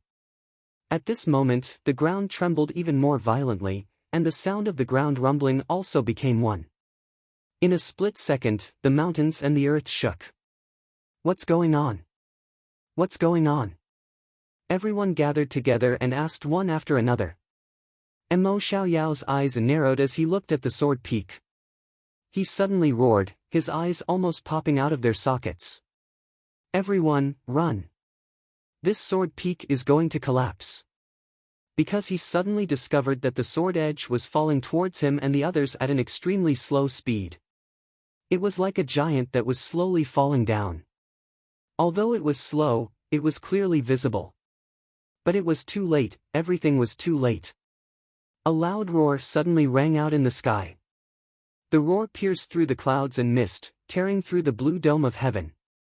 A voice that was clear and melodious like a sword shook the heavens, shook the earth, and shook the vast history that had never existed since ancient times. It was long and drawn out, yet vigorous, and it reverberated throughout the mountains and valleys as if it was announcing to the entire world. The Xian beasts are all out of Tianfa, and the sword peak will collapse. The oath is broken, and only I, Dong Fang, will remain. The majestic voice reverberated between heaven and earth for a long time. At this moment, it even suppressed the chaotic sounds of the earth shattering. As Mo Xiaoyao's pupils constricted, he saw a small white figure suddenly fly out from the center of the sword peak with a shrill roar. In the blink of an eye, it flew back like a shooting star. A bright sword light filled the sky. It was as if a blazing sun had suddenly appeared in the sky. Flying towards the sword peak. Crashing. Crashing. This crashing was filled with an unwavering determination. Together with the slowly collapsing mountain peak, it gave off a frightening feeling as if the end of the world had arrived. It was as if the whole world had fallen into an absolute frenzy, but at the same time, it was absolutely still. The entire world was roaring, but Mo Xiaoyao's ears did not seem to hear any sound. His entire soul was stunned by the sudden appearance of the figure and the sword light. This ray of light was like the wrath of a god that could destroy the universe. A heavy sense of danger weighed heavily on everyone's hearts. A loud roar followed, like a sudden clap of thunder in the clear sky. Collapse. Sword peak. With a violent shudder, Mo Xiaoyao's soul finally returned to his body. His eyes were bloodshot as he screamed for his life. His voice had already changed in pitch, becoming sharp and shrill. "Everyone, run!" With a loud bang, the white figure above crashed heavily into the sword peak, which was already in danger of collapsing. It became the last straw that broke the camel's back. In the middle of the sword peak, a huge mushroom cloud suddenly soared into the sky. Countless pieces of rubble flew out, growing from small to large. In the blink of an eye, a fly flying in the air had turned into a huge meteor. The slowly falling Jian Feng suddenly accelerated. It was like a tractor that had suddenly turned into a Ferrari that was running at full speed. With the absolute speed of the wind and lightning, it pressed down mercilessly on the group of black dots below, as if it was swatting a mosquito with Mount Tai. This white figure was Jun Moxie. When he reached the waist of the mountain, he continued to move. After bouncing out, he first swung his sword wildly, his arms seemed to have turned into a hurricane. The blood of yellow flame seemed to have come alive with his agitation. The sword chi was like the roar of a dragon and a tiger, shaking the heavens. In the blink of an eye, millions of sword chi struck the gigantic body of the sword peak. Then, he kept his sword and attacked crazily with his palms. In the time it took to take a breath, hundreds of palms had landed heavily on the same spot. It was like hundreds of hammers that weighed tens of thousands of kilograms had landed heavily on the same spot. This was the fury of thunder. This was the power of heaven and earth. Jun Moxie was now a true second-level venerable. Coupled with the power of the art of unlocking heaven's fortune. Even if the bottom of the sword peak was completely undamaged, he could still blast a huge hole. What's more, the bottom of the sword peak had already been emptied by him. He had completely transformed into a tofu dregs. What's more, the area where the sword peak was facing Mo Xiaoyao and the rest had already had a bottomless hole created by Jun Moxie, a few 100 feet wide. Under the combined efforts of everyone, the sword peak that was slowly toppling suddenly sped up, and with a boom sound, it came crashing down. Countless boulders that looked like small hills tumbled down from the peak of the mountain like meteors. Like lightning, they smashed onto the ground with earth-shattering force. On the ground, Mo Xiaoyao and the rest only felt that the originally blue sky had suddenly darkened. The sword peak was thousands of feet tall. Once it fell, the area it covered would naturally be vast and boundless. Furthermore, as it disintegrated, the area it could cover had almost doubled. Mo Xiaoyao and the rest were originally right next to the sword peak. Now that they saw the speed at which the sword peak was collapsing, even if these 500 people had the cultivation of a saint, they would definitely not be able to fly out of this area of death before the sword peak collapsed. Facing such a shocking scene, the 500-plus people from the three holy lands all ran for their lives. Regardless of whether it was those who came to ambush or those who came later, all of them were like a flock of ducks being chased by someone, running for their lives like a swarm of bees. At this critical juncture, how could they still care about their mission or principles? Escaping with their lives was the most important thing. Everyone's faces were filled with panic, only the despair of being shrouded by the shadow of death. The thought of being sent to the Yellow Springs was already in everyone's mind. Even though everyone knew that all their struggles were futile, they still tried their best to move their legs. Humans always cherished their lives. Even in the face of a hopeless situation, they still had to struggle with all their might. Even if they could live for another minute, or even a second, it was still good. At this point, what self-restraint, what demeanor, what status, what face, all of it had long been thrown out the window. All of them hated their parents for not giving them 2 more legs. Facing such a terrifying force of natural collapse, it was not something a human could withstand. No matter how high one's cultivation was, one might not have the confidence to survive such a calamity. Mo Xiaoyao, Jia Qingyun, and the rest were so anxious that they almost vomited blood. To think that they were still tricked. And tricked so badly. Despicable. Shameless. Scoundrel. Despicable. Even though they did not know how a human could shake such a huge mountain that had existed since ancient times, there was no such thing as a coincidence. The appointed time had already passed, but the other party was nowhere to be seen. The people who had arrived on time had met with such an unbelievable and fatal disaster, and there was also that strange white shadow. All of these pointed to the fact that this was a death trap set by the other party. This conclusion was definitely valid.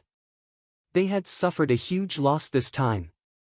As they ran with all their might, the 2 of them were filled with so much regret that they almost vomited blood. They blamed themselves. They clearly knew that the other party did not have good intentions when they challenged them, but they still relied on their own strength and came forward without any qualms. This was like sticking out their necks and crawling under the other party's guillotine, waiting to be slaughtered. Mo Xiaoyao was so depressed that he almost vomited blood. He had always prided himself on his intellect, but he had failed miserably in this small ditch. He was even toyed with by the other party without realizing it. When he arrived here and saw that the other party did not arrive on time, he had already sensed that something was wrong and should have retreated immediately. But even though he had sensed that something was wrong, he did not take it to heart. But wasn't this turn of events a little too ridiculous? How can you blame me for this? Who the hell would have thought that a mountain would collapse just like that? What kind of method was needed to cause such a terrifying disaster? Was he dreaming? Even if it was a nightmare, it couldn't be so evil. Mo Xiaoyao almost wanted to cry. Just what kind of bad luck was this? Normally, why would there be a need for venerables to come out and support them? Any supreme expert would be able to sweep through the world and reign supreme. But right now, he had brought a group of venerables and superior supremes out, only to end up in such a miserable state. He had originally planned to wipe out Tian Fa and the Jun family as quickly as possible, then return to the mountain to prepare for the upcoming battle. But who would have thought that they would be suppressed by the other party instead? Was he really going to be turned into a meat patty this time? Looking up at the approaching mountain peak, Mo Xiaoyao finally cried out. From the looks of it, becoming a meat patty was just an extravagant hope. I'm probably going to be smashed into pieces and turned into minced meat.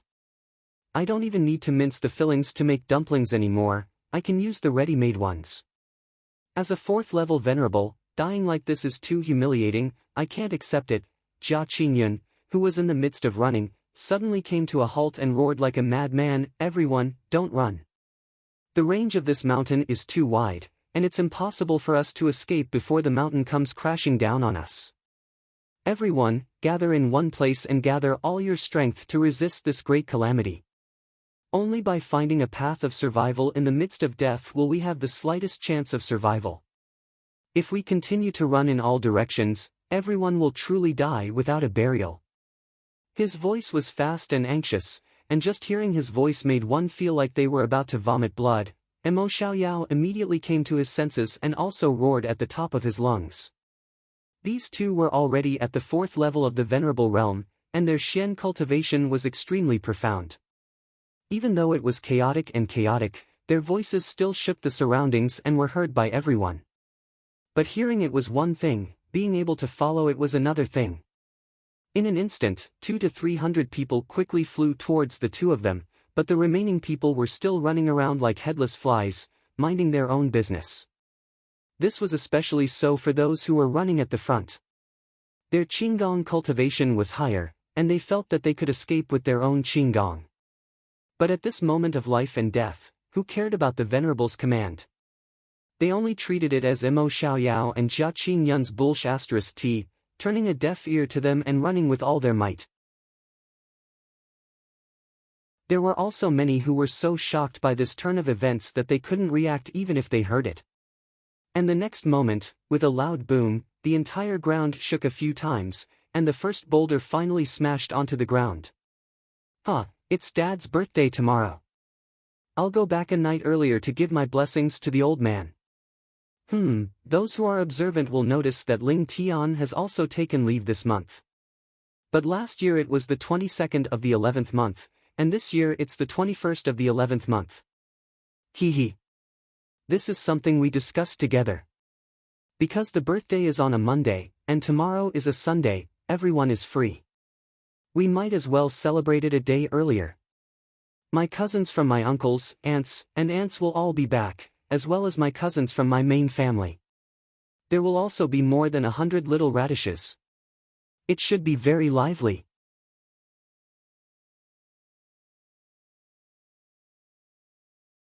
Chapter 707.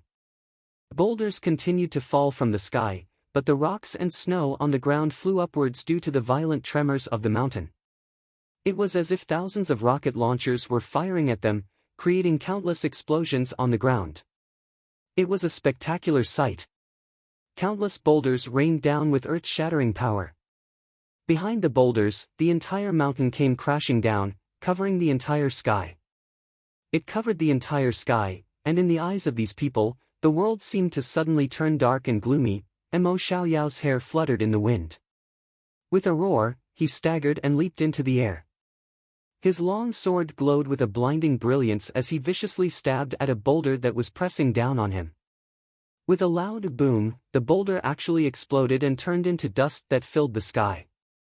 In that instant, Mo Xiaoyao continued to stab at it with the same method for a dozen times, and the boulders also disappeared without a trace. Seeing that this method was effective, everyone understood.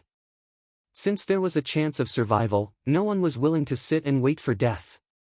One by one, they brandished their sabers and swords, all of them leaped up. At this moment, a huge amount of energy exploded out. It was as if there were countless fireworks exploding in the sky, incomparably brilliant. These superior supreme experts, who were invincible, were now engaged in a life and death battle with these lifeless boulders. Everyone's eyes were bloodshot. Everyone, gather together. Remember to preserve some of your strength when you attack. In addition, 50 people, attack the ground with all your might. We must create a huge pit before the mountain falls, the deeper the better, the bigger the better. Use all your strength. When the mountain falls, everyone throw out their long swords and weapons and immediately rush into the pit, using all your strength to attack. Then, everyone immediately huddle together, holding hands to form a protective circle. Only by resisting the pressure of the mountain together can we have a chance of survival. Through life and death together, we will face death together. Mo Xiaoyao shouted at the top of his lungs, his voice fast and anxious. Such a long speech was finished in one breath. It was rare that he could still enunciate his words so clearly. Amidst the rumbling sounds of the falling rocks and the loud explosions, even with his profound Xian Qi, his roar became extremely weak.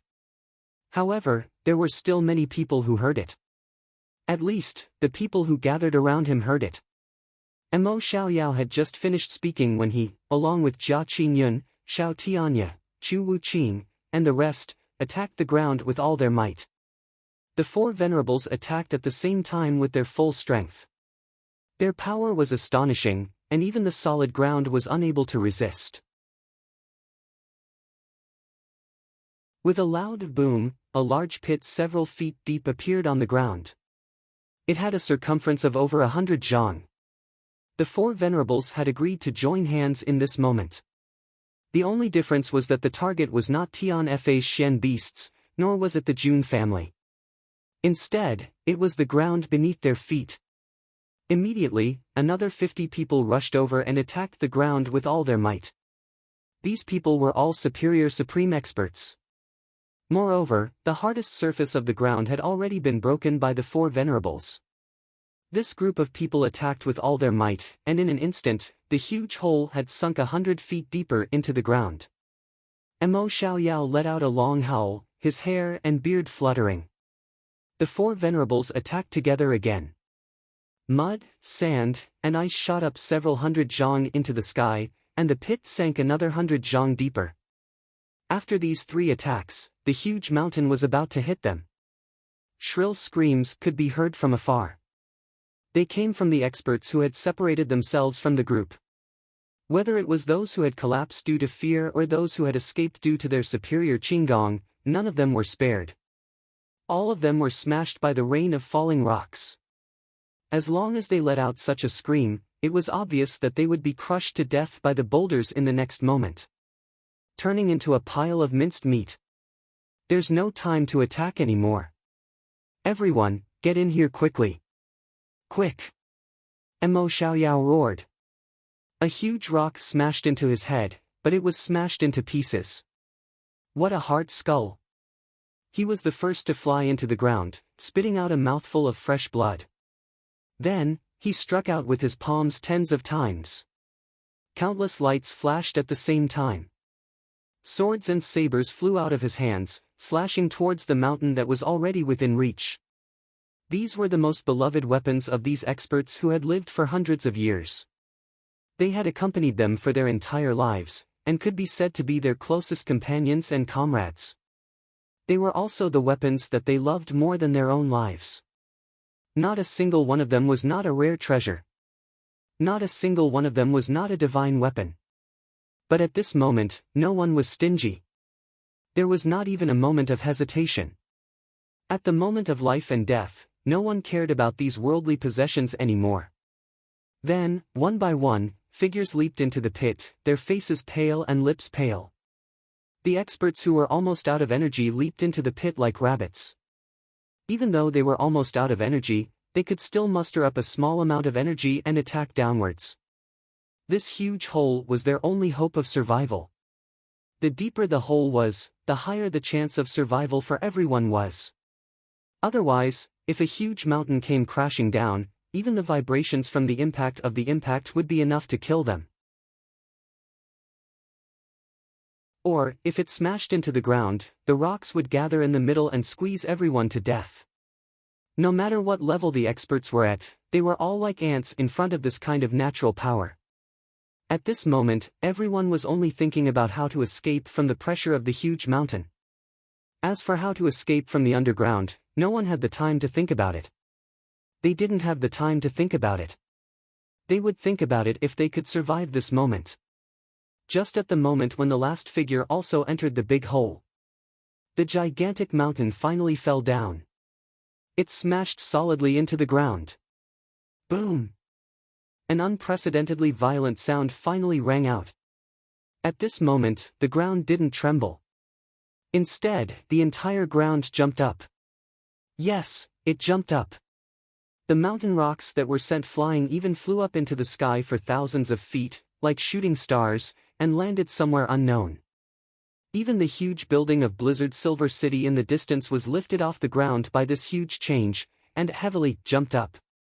There were no other words to describe it.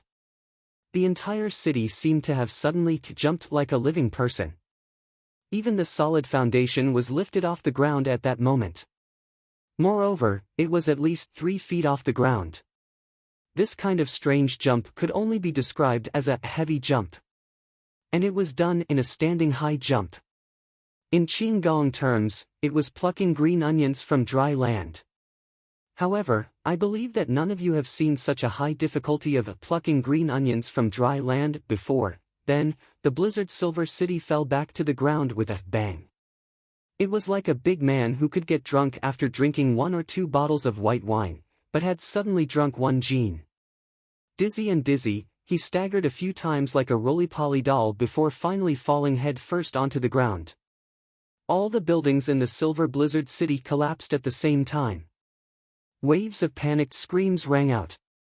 Groans and groans could be heard everywhere. What followed was a miraculous scene that was rarely seen even in a billion years. The 7 mountain peaks surrounding Blizzard's Silver City started to shake violently at the same time. After that, the layers of snow and ice on the top of the 7 mountains also flew away at the same time, revealing the bare mountain tops. The yellowish-brown mountain tops that hadn't been revealed for 10,000 years were revealed. The layer of snow and ice that suddenly flew up stayed in the air for a while, like a pointy hat, hollow in the middle, like a big mushroom with a pointy head. It was as if 7 bald heads had taken off their hats at the same time, revealing the mountain tops. This spectacular spectacle made Jun Dashao, who had been hiding in the air to avoid the disaster, exclaim in satisfaction.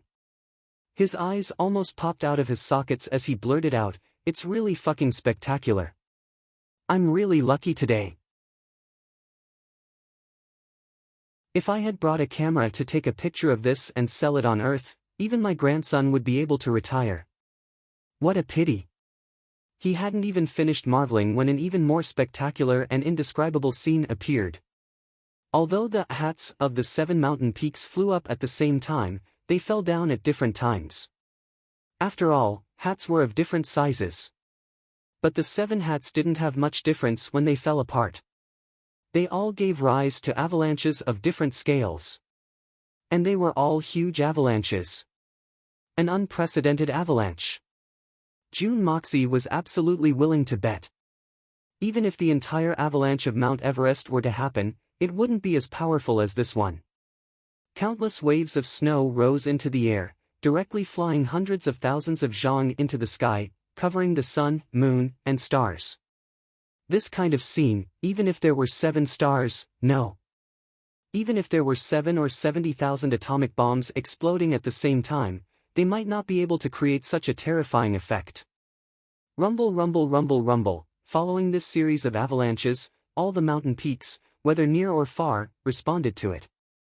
All the mountains were like drunk people who had taken ecstasy and were dancing disco along with the explosive music in a crazy disco hall. They were shaking their heads, wagging their tails, twisting their waists, and swaying their buttocks. If the layers of snow and ice on the mountains were clothes, then these countless mountains were dancing a flirtatious striptease at the same time. It was as if they were fighting to be the first to trigger the avalanches and landslides of their respective mountains. It was as if these thousands of mountains and valleys were carrying out a crazy competition. Let's see whose avalanche was more powerful. Let's see whose avalanche was more powerful. Let's see whose avalanche splashed the highest. Let's see whose avalanche looked the best. Let's see whose avalanche had a wider range. The east wind blew, and the war drums beat. Everyone was a mountain that had been piled up for thousands of years. Who was afraid of whom in an avalanche competition? This avalanche competition lasted for a full hour before it finally stopped. The ground was still shaking. After a long time, it finally quieted down. The entire snow-capped mountain region had completely changed. Thousands of mountains and valleys had turned into a flat plain. This mountain range that was originally filled with thousands of towering peaks had now become a boundless plain that flickered with silvery light. All the mountain peaks had been reduced to half their original height. Only small mushroom-shaped heads had emerged from the snow. They were completely bare. There wasn't a single bit of snow left on them. It was extremely dazzling. This was the accumulation of snow and ice for tens of thousands of years. It had fallen off in an extremely short period of time. What a huge amount of snow and ice! It was no wonder that almost all the valleys had been filled up. Even those bottomless cliffs and bottomless abysses had been filled to the brim. It was a flat plain. At this moment, the snow-capped mountains seemed even flatter than the plain. Awesome. This is so addicting. June Moxie and June Dashao were in the only safe place in the sky. They were watching the show in a carefree manner. They couldn't help but compose a poem on the spot. They shook their heads and said, "The scenery of the Northern Kingdom. 1,000 miles of ice. 10,000 miles of drifting snow. Looking at the inside and outside of the Silver City, there's only a vast expanse. Up and down the snow-capped mountain, there's a torrential flood. Baldy Shanwu tosses up his big hat. He wants to compete with the heavens. Su Qing's sun watches fresh blood flow. It's exceptionally enchanting."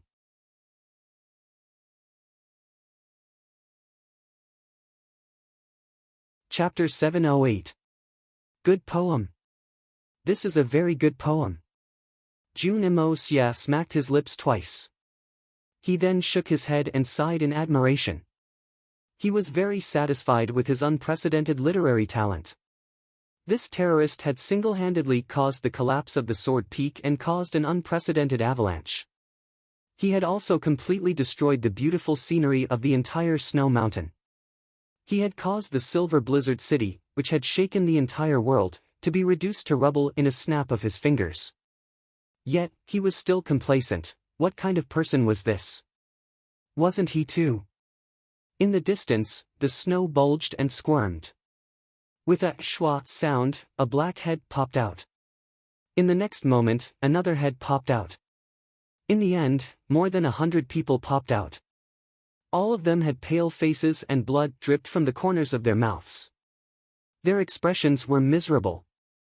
These were the people from the Shao family. They had been escorted here by 10 superior supremes from the 3 Holy Lands to ambush the Jun family and the Shen beasts. But because they were too close, they were caught up in the shockwave. Although they weren't crushed to death, the intense tremors caused many of them to die because they were weaker than the others. There were more than 300 people in this ambush group. 70 to 80 of them were killed on the spot by the flying boulders.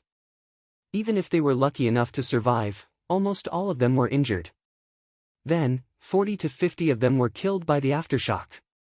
Now, the survivors were actually less than half of the total number, and many of them were disabled. There were also many who were seriously injured and buried under the avalanche. They were still struggling for their lives. But now that they had finally climbed up, they were all injured internally. How could they have the strength to save them? So those people were as good as dead. In any case, they were definitely not going to survive. The strongest person in the Xiao family, Xiao Xingyun, crawled out shakily. Looking at the tragic scene in front of him, his face was full of shock. But when he looked back at the blizzard's silver city, he suddenly burst into laughter and shouted, "Ha ha ha! Good! If the Xiao family can't get it, does that mean that the Han family can keep it forever? Ha, it's finally destroyed. Good! What a great destruction! Now that everyone had split up, that was just right. Fuck your blizzard silver city, ha ha ha. This feels so good." He was shouting and yelling, jumping and roaring like a madman. The others who came out were bleeding from their ears. Their eardrums had been damaged, so they couldn't hear what he was shouting. They could only watch as he jumped around like a madman, his mouth opening and closing as if he was watching a pantomime. In fact, even Xiao Xingyun himself couldn't hear what he was shouting. However, he seemed to have lost his mind as he crazily shouted and screamed. This could be said to be an old man who had plotted his entire life and was determined to seize the throne. He could be said to be an ambitious and ruthless person of his generation. If he hadn't met Jun Moxie, he was very likely to succeed. But his luck was too bad. He just had to meet such a fated fiend. First, Jun Dashao crippled his grandson, crippled his great-grandson, and schemed against his own younger brother. Now, under Jun Moxie's scheme, he killed 2 of his own younger brothers. Moreover, when he was so close to success, his life's work was ruined by a sudden reversal. The mental and physical blows came one after another, and he could no longer bear it. Such a series of blows directly caused him to collapse. Now that he saw the blizzard silver city that he had worked so hard for turn into a pile of rubble, he finally couldn't help but lose his mind. No one else had interfered. All his hard work, all his loved ones, all his dreams and goals, as well as all his plots and schemes, had been destroyed by one person, Jun Mo Xia. Xiao Xingyun was finished. The current Xiao Xingyun was no longer the experienced and circumspect schemer of the past. His entire life's spiritual support had completely collapsed. He was thoroughly finished.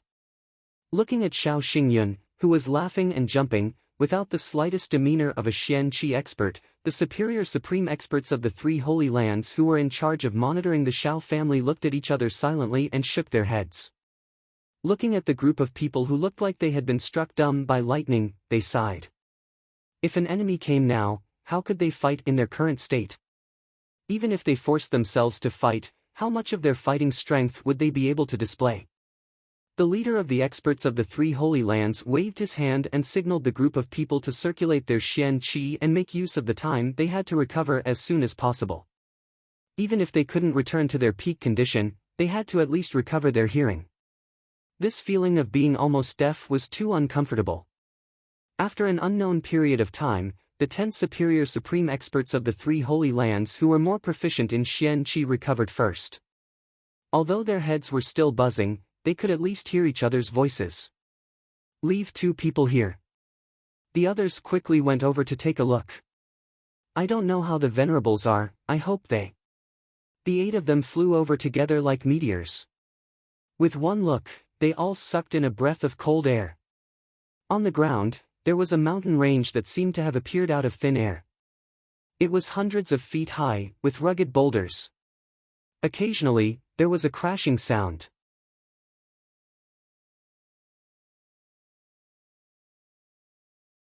One of the more quick-witted of them suggested.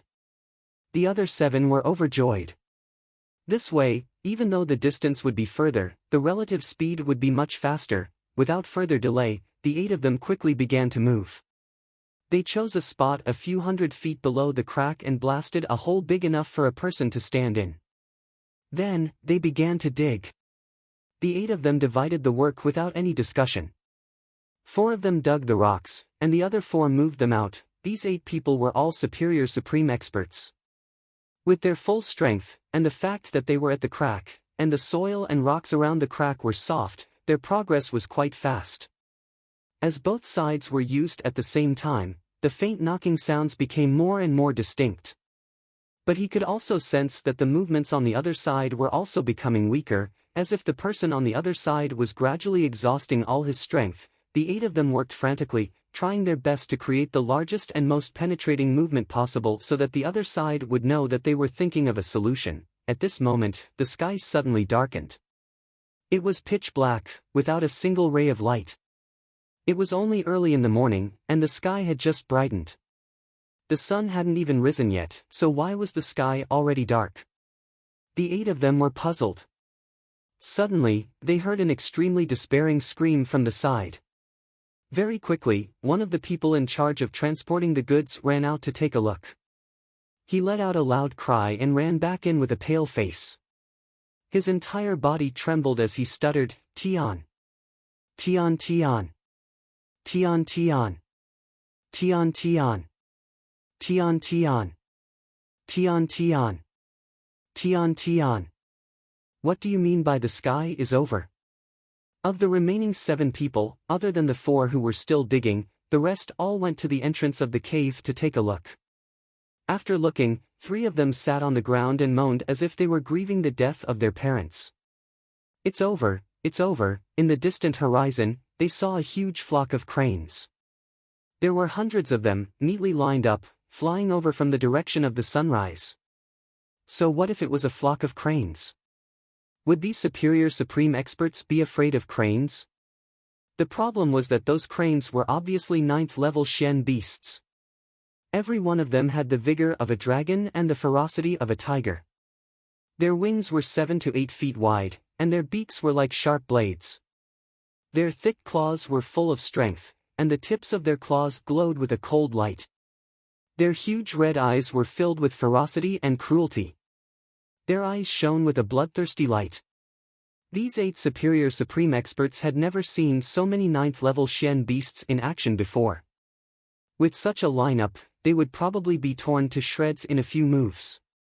But this wasn't the end. The most terrifying thing was still to come. On the backs of these 9th-level Shen beasts, there were burly men. Their beards were long and bristling, and their eyes were filled with a wild and untamed glint. Their faces were filled with an expression of wanting to devour someone. The 8 of them could tell with one look that these were not ordinary humans, they were clearly Shen beasts that had successfully taken human form. "I'll report you to the sun. Why are there so many?" These few days, the updates have been a little slow. Everyone can see that the plot of Blizzard's Silver City is about to end. Next will be the climax of the war for seizing the heavens. And this is also the biggest headache for me. Everyone naturally knows the reason. I'm thinking about how to not change the original taste, but also not involve those motherfuckers. So I've been having a splitting headache for this period of time. If you don't write a book, you won't know this kind of feeling. Perhaps all the authors know what it's like to suddenly have a change to the climax of a year's plot that has been planned for a year. It's so uncomfortable that I want to bang my head against the wall and pull out my hair. Really? Looking at the outline of the war for seizing the heavens that had been set previously, an inexplicable gloominess rushed straight to my head, so I need to think about it carefully. I sighed, indicating that I need help. I hope that everyone can leave suggestions in the book review section. I will carefully look through them one by one. This is a big hurdle. I hope that we can get through it together. And, regarding that matter, everyone should not scold or talk about it. Just let it go. Many of my brothers have been banned, and this makes me feel very uncomfortable. We can ignore the wind and rain, we can also get through the difficulties.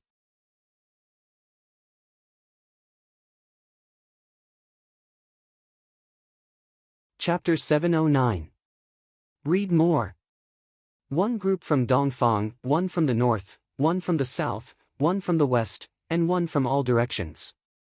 Covering the sky and earth. Xian beasts. The strength of the Jun family. With a loud bang, a burst of oppressive aura pressed down, and the last group of people descended majestically from the sky. It blocked the last ray of light, but it also blocked the last path of escape. Good heavens! The 8 people who were in the middle of digging stared blankly at the spectacular sight in the sky. Suddenly, they felt a wave of cold air pouring down from the top of their heads all the way to their buttocks. Thump! Thump! One by one, they sat down on the ground, forgetting their manners.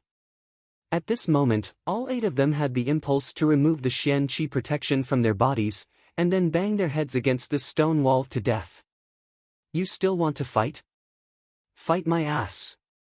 With the other party's lineup and the few of us, we can't even be considered a dish, right? The other side's army was well organized, and their strength was complete. Everyone was conserving their strength, their essence, qi, and spirit were at their peak. They were surrounding them from all directions, from the sky to the ground. What about them? The only one with the greatest fighting strength was still buried underground. Even if they could successfully climb out from the bottom of the mountain, they would definitely be exhausted and would have to face the enemy's huge army head-on. There was not the slightest bit of hope. She was a widow who had gone through menopause, and her only son had died. There was no hope at all. Just as the 8 supreme masters and above fell into extreme despair, they suddenly heard a boom from the ground. Previously, with the cooperation of the inside and outside, the resistance of the ground was greatly reduced. Although these 8 people had lost their confidence and stopped moving, the people inside were using their last bit of strength to try and escape. Under the eruption of the potential of the will to survive, the passage was finally opened. Mo Xiaoyao and the rest were finally able to see the light of day again. However, when the 8 experts outside saw the current situation of Mo Xiaoyao and the rest, not a single one of them had a happy expression on their faces. If they had broken out of the ground a moment ago, it would have undoubtedly brought them great hope.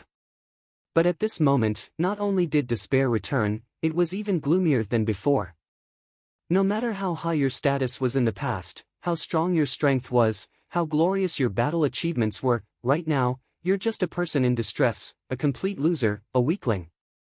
Faced with such a vile situation, and with everyone already injured to the point where it was unbearable to look at, what was the difference between coming out and not coming out? What was the point? If they were buried here, they might be able to leave behind the last bit of dignity. But once they came out, they would only be humiliated. Sooner or later, only death would await them. There was no doubt about this. The unfettered venerable Mo Xiaoyao was covered in blood, with blood dripping from the corner of his mouth. There were many bruises on his face, and some of his hair was also matted with blood. His clothes were in tatters, and it was too horrible to look at. He didn't have the slightest bit of the aura of the past. But in comparison, the unfettered venerable Mo Xiaoyao was the one with the lightest injuries. Following that, more than 100 people came out one after another. Without exception, all of them were riddled with injuries. Their faces were pale, and they were panting heavily. There were even some who crawled out with broken arms and legs. These people's luck was actually not bad, forcefully creating a huge hole in the ground to take shelter. Finally, they were able to escape from such a shocking calamity. If they didn't have some luck, it would have been impossible for them to do so. Perhaps it was because escaping from such a terrifying situation had exhausted their remaining luck. Only after all of them crawled in did they realize that there was actually a layer of 10,000-year-old Xian ice below. Even if it was a complete boulder, it wouldn't cause these venerables and supremes to feel such despair. But the Xian ice was much harder than a boulder. This also caused them to spend far too much time down there. They almost suffocated to death. Furthermore, the previous round of resistance, followed by the impact of the tremors, and then the seemingly endless pressure, had caused these few hundred top-notch experts, who were rare in this world, to use up about 70 to 80% of their profound strength. It was simply too tragic. Of the 300 people who went in earlier, less than 100 were able to come out alive. The others were all buried in the ground. Even those who had managed to get out were all injured and exhausted.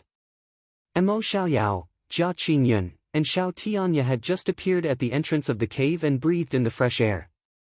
Their spirits were reinvigorated, but in the next moment, their expressions changed drastically, and they froze like wooden chickens.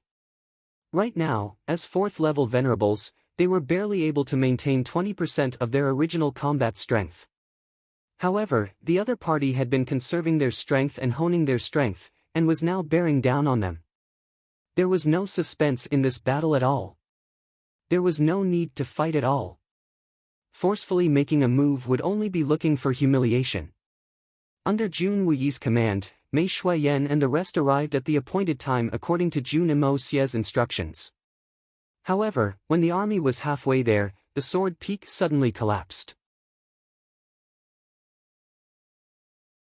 80% of the flying Xian beasts were so scared that they had to land. After that, they were almost buried alive by the avalanche. Fortunately, they were too far away and only encountered a very small-scale avalanche. There was no greater danger. With everyone's strength, they could naturally survive without any losses. But even so, everyone was already pale with fright, their legs trembling. Mei Shuiyan and Chu Chihuan both understood clearly in their hearts. The sword peak had really collapsed. The Dongfang family's oath had been broken. The oath that could never be broken had really been broken. Other than Jun Moxie, this heaven-defying existence, there was no one else in this world who had this ability. Thinking about it and even knowing about it was one thing, but seeing it with their own eyes was another matter. When everyone saw the huge mountain lying on the ground with their own eyes, even though they were already mentally prepared, they still couldn't help but feel a chill run down their spines. In front of this huge mountain that had collapsed, they felt as insignificant as ants. And the fact that Jun Moxie was actually able to make this huge mountain collapse made them feel especially incredulous. Even though they had already seen Jun Dashao's various miracles, they still found it hard to let go of today's miracle. How could this kind of heaven and earth change be compared to humans? After the tremor, Jun Wui immediately changed his previous arrangements. All the Xian beasts and experts were reorganized into 7 groups, forming a tight encirclement that flew over from all directions. Combined with Jun Moxie's letter of challenge, Jun Wui's instantaneous change of strategy was seamless and complemented each other perfectly. Under such a tight encirclement, no one would be able to escape from the encirclement of the Xian beasts. After everyone landed, they split into 2 groups. The Jun family's people went to flank the Xiao family's people, while the solitary falcon, Feng Wanyun, Jun Wui, Xikong Yi, Duanmu Chao Fan, and the 3 Dongfang swordsmen went in the direction of the Xiao family. As for Mei Shuiyan, she led all the forces of Tian Fa to surround Imo Xiaoyao and the rest who had just come out. Facing the arrival of the Jun family, the Xiao family people's legs went weak and they collapsed to the ground, trembling. They had already lost their last bit of courage to resist. Jun Moxie observed for a while from high up in the sky. After confirming that there were no more fishes or unexpected variables, he finally landed. He had been observing from high up in the sky. If there really was someone who wanted to take the opportunity to escape, then they would be the first person he would personally kill. The situation of the Jun family's encirclement was already set. The Xiao family people had already lost all their will to fight, and they could only surrender without any fear or danger. Thus, Jun Moxie still chose to land on Tian Fa's side. Although Imo Xiaoyao and the rest were heavily injured and had lost most of their battle prowess, they were still undeniably strong experts. If a cornered beast were to erupt in its final frenzy, there might be a considerable number of casualties. The reason why Jun Moxie had spent so much effort to create the current situation was to avoid any casualties. If there were any losses in this situation, and even if the losses were not small, Jun Dashao would not be happy. Venerable Mei, what a good method. Imo Xiaoyao coughed twice, spitting out a mouthful of blood and mud. His face was ashen as he laughed coldly. Such a crafty scheme, cough cough, to think that you could come up with it. Admirable, admirable. You flatter me, you flatter me. Such a method pales in comparison to the various profound methods of the 3 Holy Lands. Venerable Mo is too kind with his praise. Mei Xuan said indifferently. Her snow-white robes formed a stark contrast with Mo Xiaoyao's current wretched state. The difference was like the difference between heaven and earth. Humph. On the surface, you sent a letter of challenge to a decisive battle, but in the dark, you used such despicable methods to plot against us. Going back on your words, going back on your words. Winning without honor, not winning would be a joke. Mo Xiaoyao's sorrowful eyes swept over the remaining people on his side. He couldn't help but tremble with grief and indignation. Venerable Mei, can you be considered the king of beasts of Tianfa, the overlord of a generation? Do you feel that such actions are really befitting of your identity as the lord of Tianfa? So what if I'm the lord of Tianfa? I'm just a target that the three holy lands want to kill. Mo Xiaoyao, now that the tables have turned, why is it all my fault? Is there any meaning in saying that I'm wrong? Mei Xuan replied Lengleng, her eyes full of disdain. At this moment, Mo Xiaoyao was so angry that he wanted to commit suicide. The experts of the three holy lands who had followed him outnumbered close to 600. But this time, the unexpected collapse of the Sword Peak had crushed almost 500 people to death. The remaining people were less than 100. Such a heavy blow really made Mo Xiaoyao have a strong urge to commit suicide. These were all the elite forces of the war for seizing the heavens. The three holy lands had lost a third of their forces in this battle. How were they going to deal with the upcoming war for seizing the heavens? Right now, Mo Xiaoyao was not being pretentious. He was genuinely worried about the safety of the continent. Previously, when the three holy lands were strong, they had never thought that there would be any accidents in the war for seizing the heavens. They even felt that their strength was too great, and that they had overestimated those bastards of the strange races. That was why they had the tempting idea of going against Tianfa first. To put it nicely, they had to first stabilize the situation within. First, they would eliminate Tianfa, and even capture the Beast Kings as mounts to hunt for the Xian Dan to increase their own strength. Then, they would gather all their forces to deal with the war for seizing the heavens, taking the glory of the safety of the human race on their own. At the same time, they would wash away the humiliation of the first battle in the war for seizing the heavens, Tianfa. But right now, Mo Xiaoyao was really regretting it.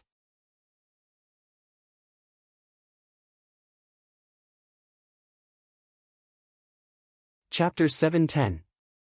Okay. If they could not win, then the strange races would invade, and the mainland would fall into their hands in an instant. The common people would be poisoned, and calamities would befall them. Wouldn't all the suffering be the fault of the three holy lands? Furthermore, when it came to dealing with Tianfa, it was still the three holy lands who had made the first move. No matter what, this cannot be blamed on Tianfa. Even if the strange races really did invade, the living environment of the Tianfa beasts would not change at all. No power could invade the Tianfa forest. It was like that in the past, and it was like that now. It would be the same in the future. In the current situation, they couldn't advance, couldn't fight, and couldn't escape. It could be said that it was vile to the extreme. Since the other party had come in such a large scale, there was absolutely no reason for them to let them off lightly.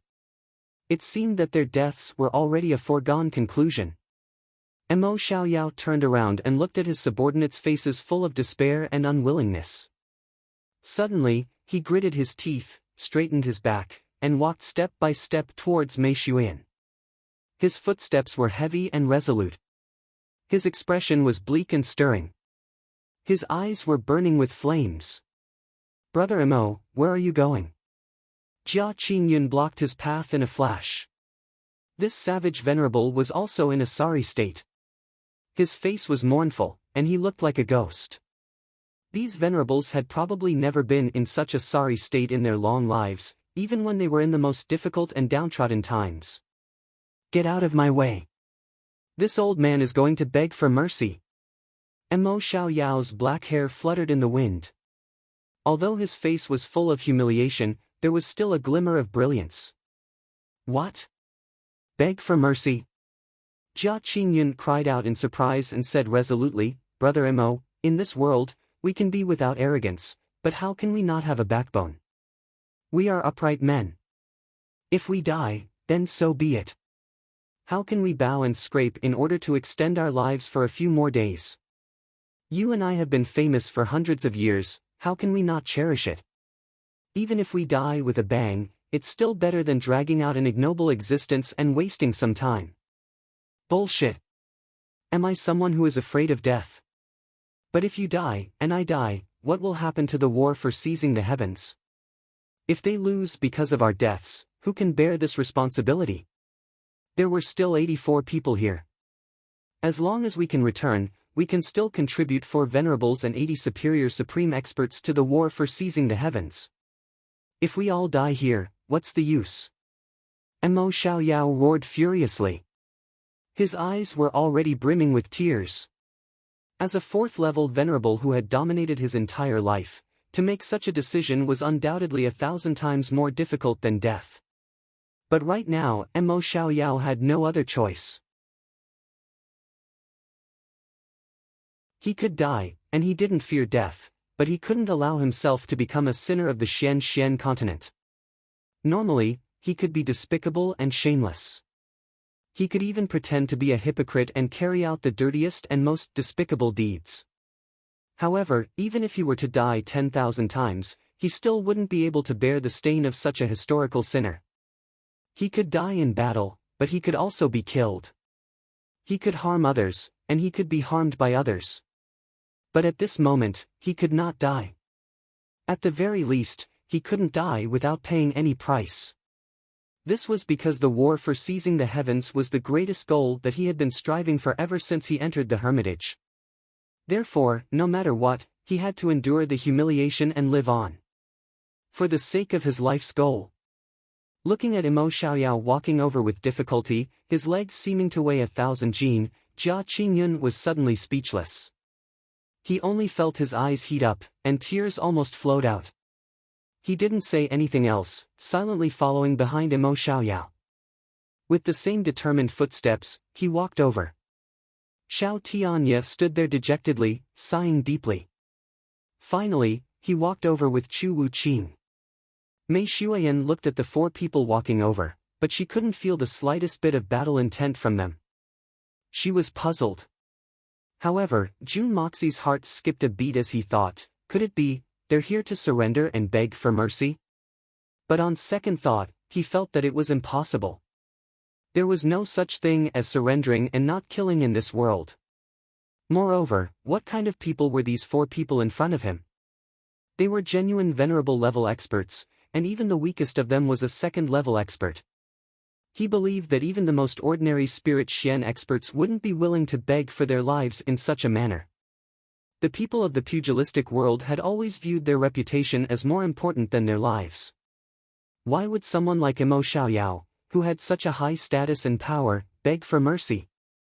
Venerable Mei, this Mo has come here this time, and we've been utterly defeated.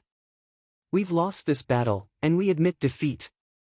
Mo Xiaoyao's face was filled with grief and humiliation, and his eyes were filled with unwillingness and sorrow. However, he straightened his back and looked straight at Mei Xuan.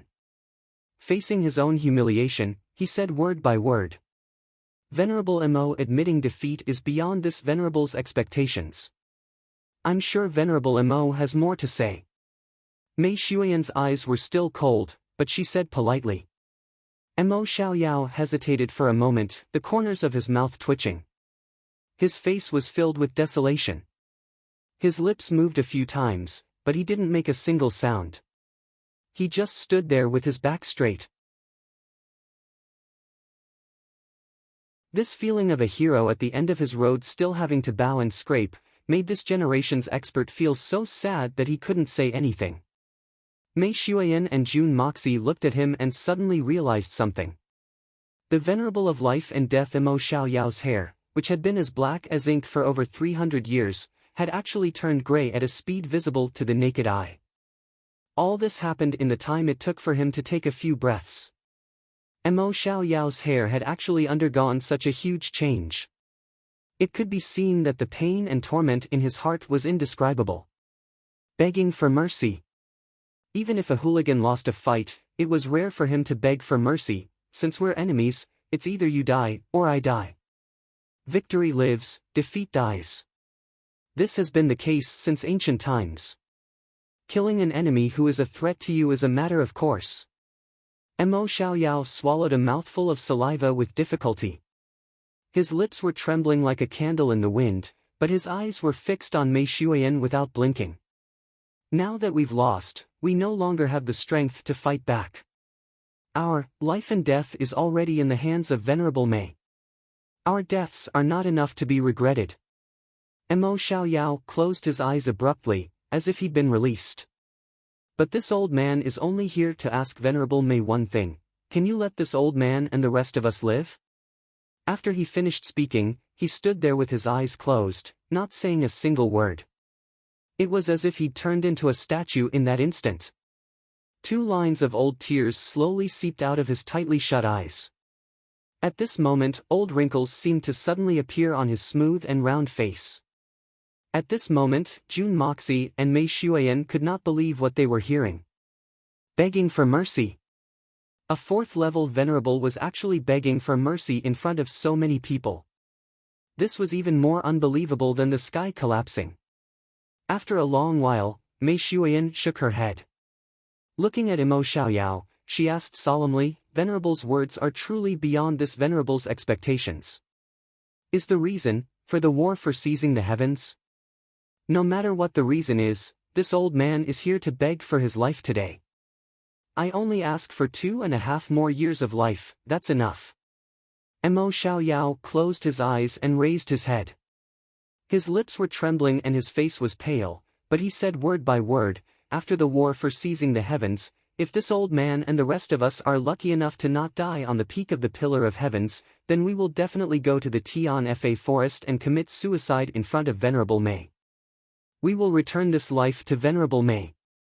Mei Xuan's expression froze. At this moment, she really did not know how to react. Even with her rich experience, she did not expect to face such a situation at all. She had prepared everything before she came. Fighting to the death, beating the dog when it's down, even if the other party self-destructed, she had prepared everything.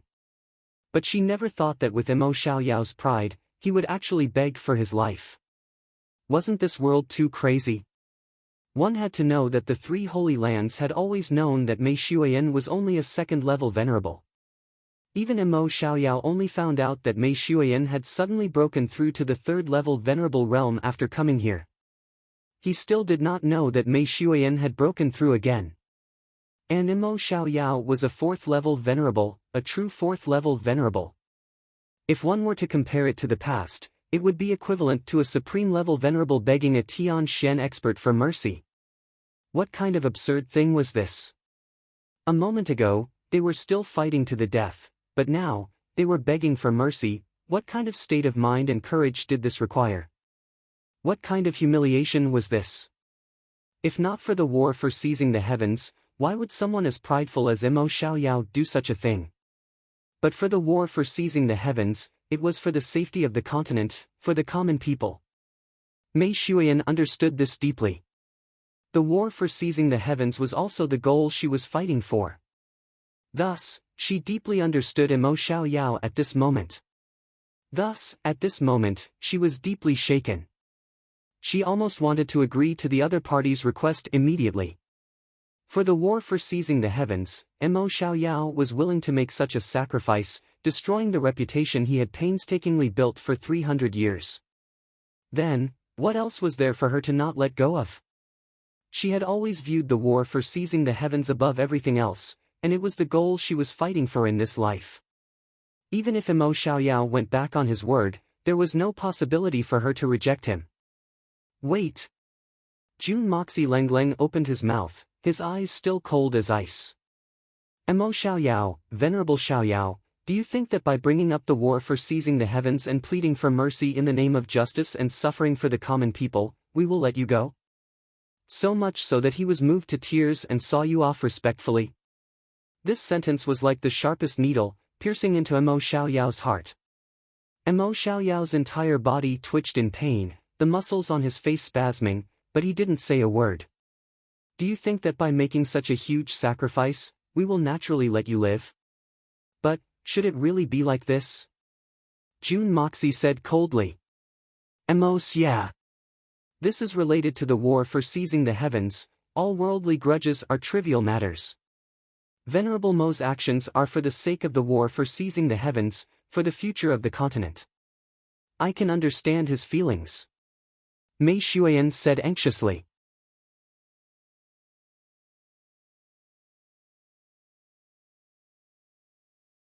Chapter 7:11. At this moment, all the Xian beasts of Tian Fa prostrated themselves in admiration.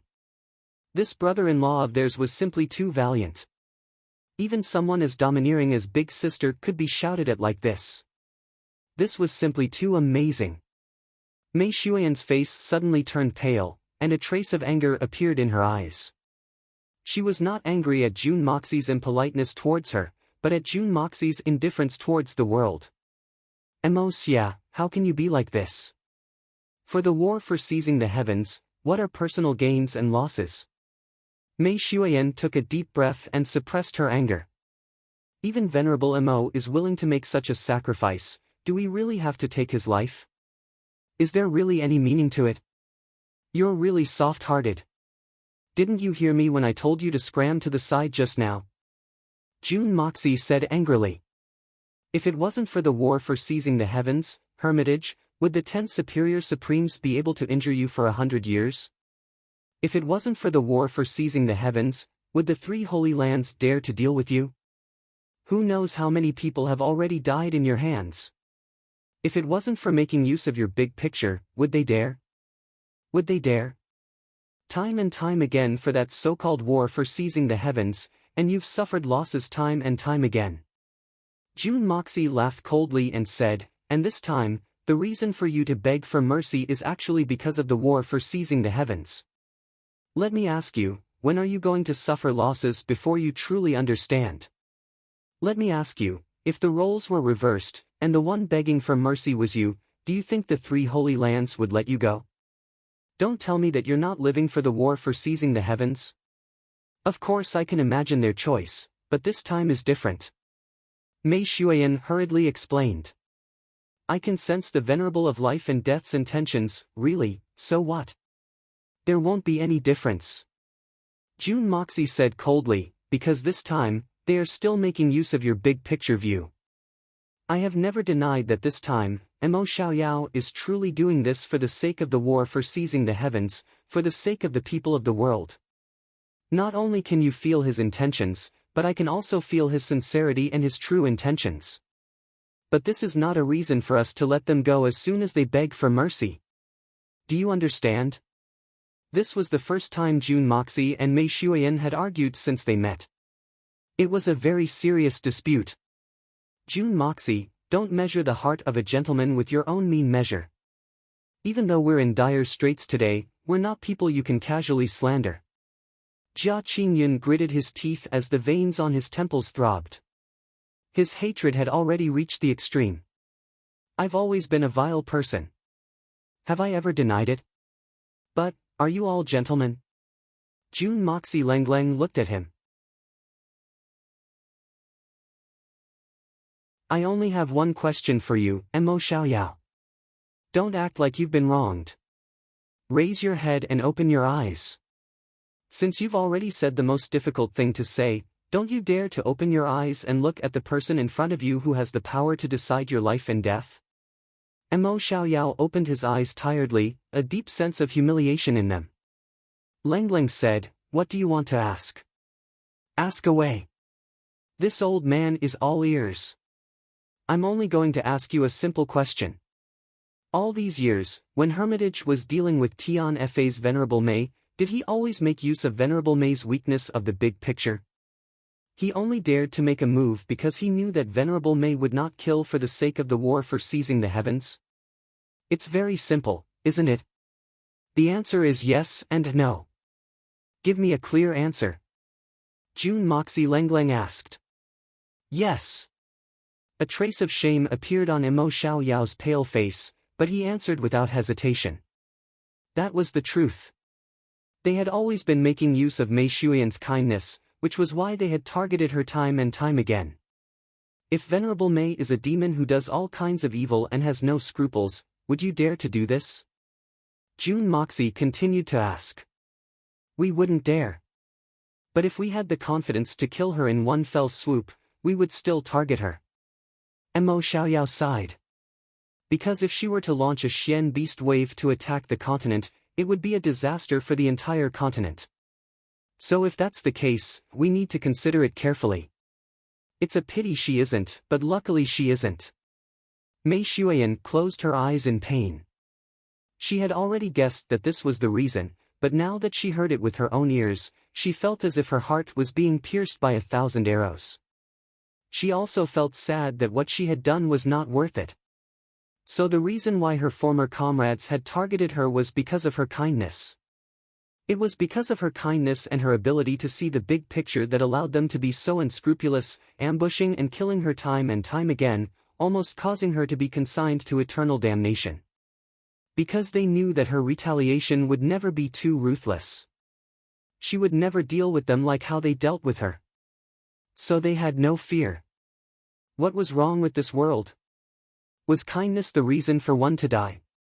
Kindness the reason for one to be framed? Kindness the reason for one to be oppressed? Kindness the reason for others to be despicable and shameless? At this moment, Mei Shuiyan fell into deep confusion. Now, you have lost. But you still want to bring up the war for seizing the heavens to talk about it.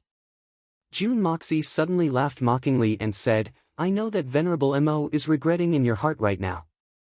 So you begged for mercy for the war for seizing the heavens because you really wanted to contribute to the war for seizing the heavens. Undoubtedly, this goal is noble and noble. Moreover, you have also made a great sacrifice. Just this point alone, I admire you. But I have to tell you. No matter how noble the reason is, it cannot be used as an excuse for you to plunder and do evil. June Moxie laughed coldly. For the war for seizing the heavens, for the people of the world, you make it sound nice. You did indeed do that, and you also sacrificed a lot. But this does not mean anything. You still have to pay the price for doing something wrong.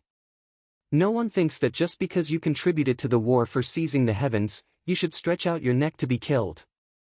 Even if it is a so-called heroic deed, it cannot be made up for with merit. June Mo Xia said mercilessly. Some people rob so that their families and children can eat their fill. Some even more noble ones do it because their families have adopted countless orphans. But those people are robbers after all, and this is already a fact. Some people kill to protect their loved ones, but they still killed people. This is also a fact, no one will let them off just because they have their own difficulties. This is the truth, so why can you be an exception? June Moxie said aggressively.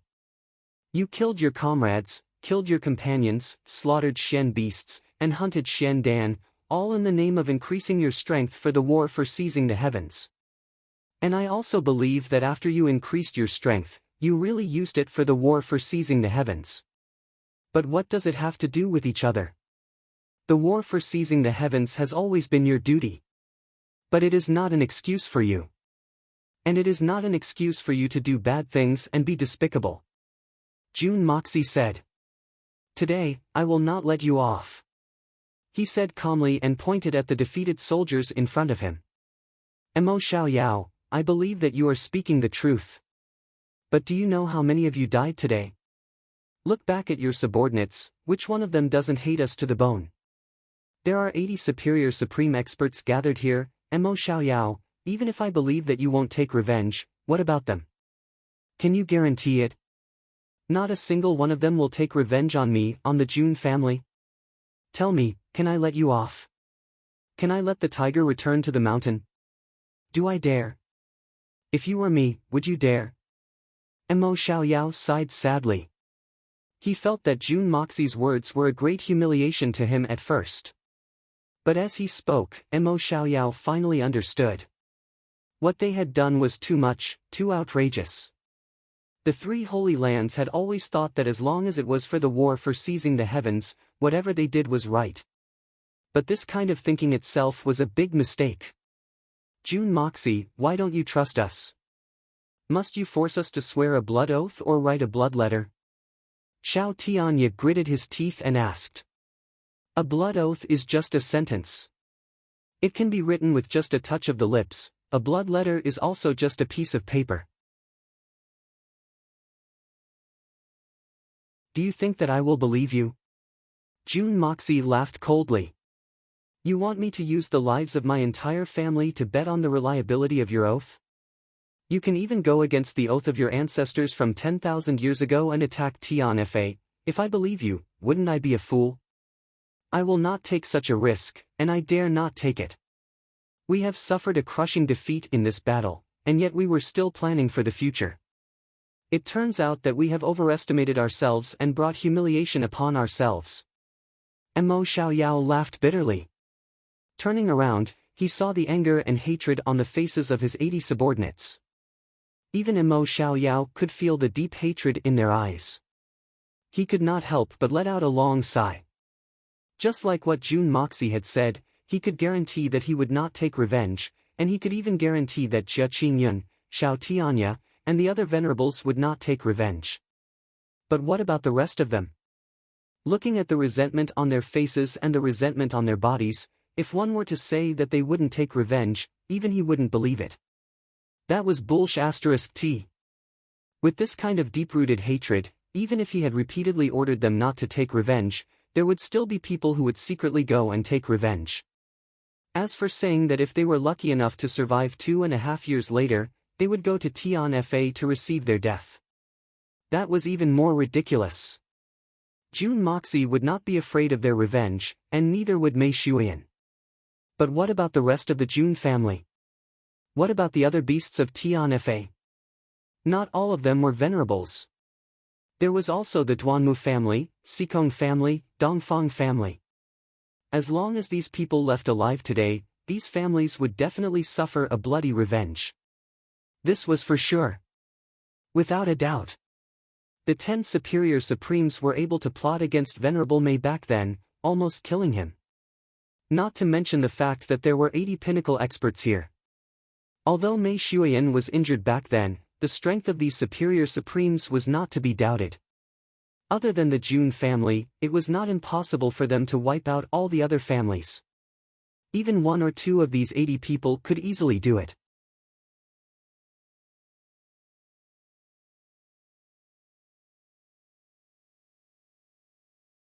Chapter 7:12. The 4 venerables had already thought of this in an instant. They were all experienced people. If they didn't think of this, they would be too naive. Thus, they were all speechless. At this moment, they felt that the war for seizing the heavens that they had always regarded as their reason and belief was a joke that was not funny at all. June Moxie had clearly told them one thing: no matter how noble one's goal was, it was not a reason to be despicable and evil. No matter what the reason was, it could not cover up the sins that they had committed. Behind him, a superior supreme expert stepped forward angrily. June Moxie, you're going too far. Our 3 holy lands have been doing this for the sake of the world, for the safety of the continent. What sins are there to speak of? Have you not considered that if we all die, when the war for seizing the heavens arrives and the strange races invade? Who will stop them? Are you going to let the world be slaughtered by the strange races? The safety of the continent? The lives of the world? June Moxie tilted his head and looked at him. What does it have to do with me? I've never considered it. I only know one thing: if I'm killed by you, even if the entire world is destroyed, I won't be able to feel it. I'm a selfish person, I've always been. June Moxie's eyes flashed with a cold light as he said slowly, I've always believed that if people don't offend me, I won't offend them. An eye for an eye, a tooth for a tooth. I don't care if it's for the war for seizing the heavens or for the lives of the world. As long as you offend me, you have to die. Either I die, or you die. And I don't want to die. My goal is very simple: I just want to survive. I've never offended you on my own accord. But you came to bully and humiliate me. Left with no choice, I could only resist. And now that you're at a disadvantage, you want to talk to me about the war for seizing the heavens and the lives of the world. Ha ha ha. Jun Moxie laughed. One can be shameless. But you can't be this shameless. Jun Moxie, you bastard. Behind Emo Xiaoyao, there was a wave of angry curses. No need to say more. Emo Xiaoyao chuckled and raised his hand calmly to stop the chaos. Suddenly, he straightened his back and said, "If I'm going to die, then so be it. What's the point of saying so much? Now that things have come to this, it's useless to say anything more. However, we are all people of this world. Even if we die, we must die with dignity. He would never die a cowardly death. I, Emo Xiaoyao, will not die in the hands of others." Emo Xiaoyao smiled and grabbed a handful of snow from the ground, carefully wiping it off his face. "Venerable Xiaoyao, even in death, I am free and unfettered." His demeanor had already returned to his usual calm demeanor. The unfettered venerable wiped his face very carefully, and the blood stains on his face were all wiped clean. In fact, every single movement of his was done in a natural and elegant manner. Then, he tidied up his messy hair and beard and turned around. When he faced his subordinates, he had already returned to the carefree demeanor of a venerable Xiaoyao. Only when he turned around did Jia Qingyun and the rest realize that there was a flash of humiliation in Emo Xiaoyao's eyes. Humiliation. A fourth-level venerable had no choice but to lower his voice and beg for mercy from the enemy, only to be rejected. This was simply unbelievable. In their minds, with Emo Xiaoyao's status, it was unthinkable that he would lower himself to plead for mercy from two juniors whose strength and status were far below his. It could even be said that it was rare and commendable. No matter what, he had given a peach and plum, and he would return the favor with a jade. If the other party was willing to let him go, how could Emo Xiaoyao not return the favor? No matter what, the other party should have at least given them some face. They should have even been moved by Emo Xiaoyao's consideration of the big picture, for the people of the world, and let them leave solemnly. Who would have thought that Jun Moxie would reject him so coldly and heartlessly? This was even more unbelievable. Brother Emo, you don't have to worry about this matter. How will today's matter affect your illustrious reputation? Today's matter will even leave your name in history. Only this kind of short-sighted junior who doesn't care about the big picture would ignore your kindness for the world. This old man looks down on such a person from the bottom of his heart. Jia Qingyun consoled. Then, he sighed and said, "The pugilistic world today is no longer the pugilistic world we are familiar with. There are fewer and fewer hot-blooded people in this world." His words were filled with sorrow, as though the morals of the world were deteriorating with each passing day, and the hearts of the people were no longer what they used to be. Emo Xiaoyao shook his head slowly, his expression helpless. "Brother Jia, we are all experienced people, why must we lie to ourselves? Today's outcome is the cause of the past. This old man only truly understands today. Venerable Mei has always been fighting for the war for seizing the heavens, but when did we let her off even once? She kept the big picture in mind, giving way at every step, but what did we do? We pressed forward at every step. When she took a step back, we took a step forward. Did we consider the big picture? Now that things have come to this, how can we still have the face to accuse the other party of not caring about the big picture? Let me ask you, if the person in question was Jun Moxie instead of Brother Jia, with so many concerns behind you, would you be able to let go of nearly 100 top-notch experts who have become your mortal enemies? Do you really have the guts to do so? Jia Qingyun froze, his face filled with awkwardness, unable to say anything else. Everyone, take care of yourselves. This old man feels that his worldly affairs are over, so I will be taking my leave first. Emo Xiaoyao looked at the crowd calmly, his back facing Jun Moxie.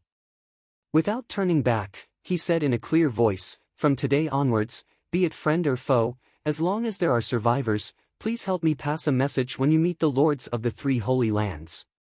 A trace of regret appeared on his face as he said slowly, don't use nobility as an excuse, don't find excuses for wrongdoings. I hope that from now on, the three holy lands will not bring shame to the once glorious name of the war for seizing the heavens. This is the greatest glory of the three holy lands in the last 10,000 years. He paused and smiled bitterly. Remember, it is only glory, not qualification. With that, a warm smile appeared on Mo Xiaoyao's face as he recited, don't say that the clear sky is truly without a path, be free when you can. This sentence was the origin of his name and that of the elusive world of Immortal's palace master Mo Wudao, who was also his own blood brother. The two of them were originally the children of officials, and when they were born, their father was removed from his position.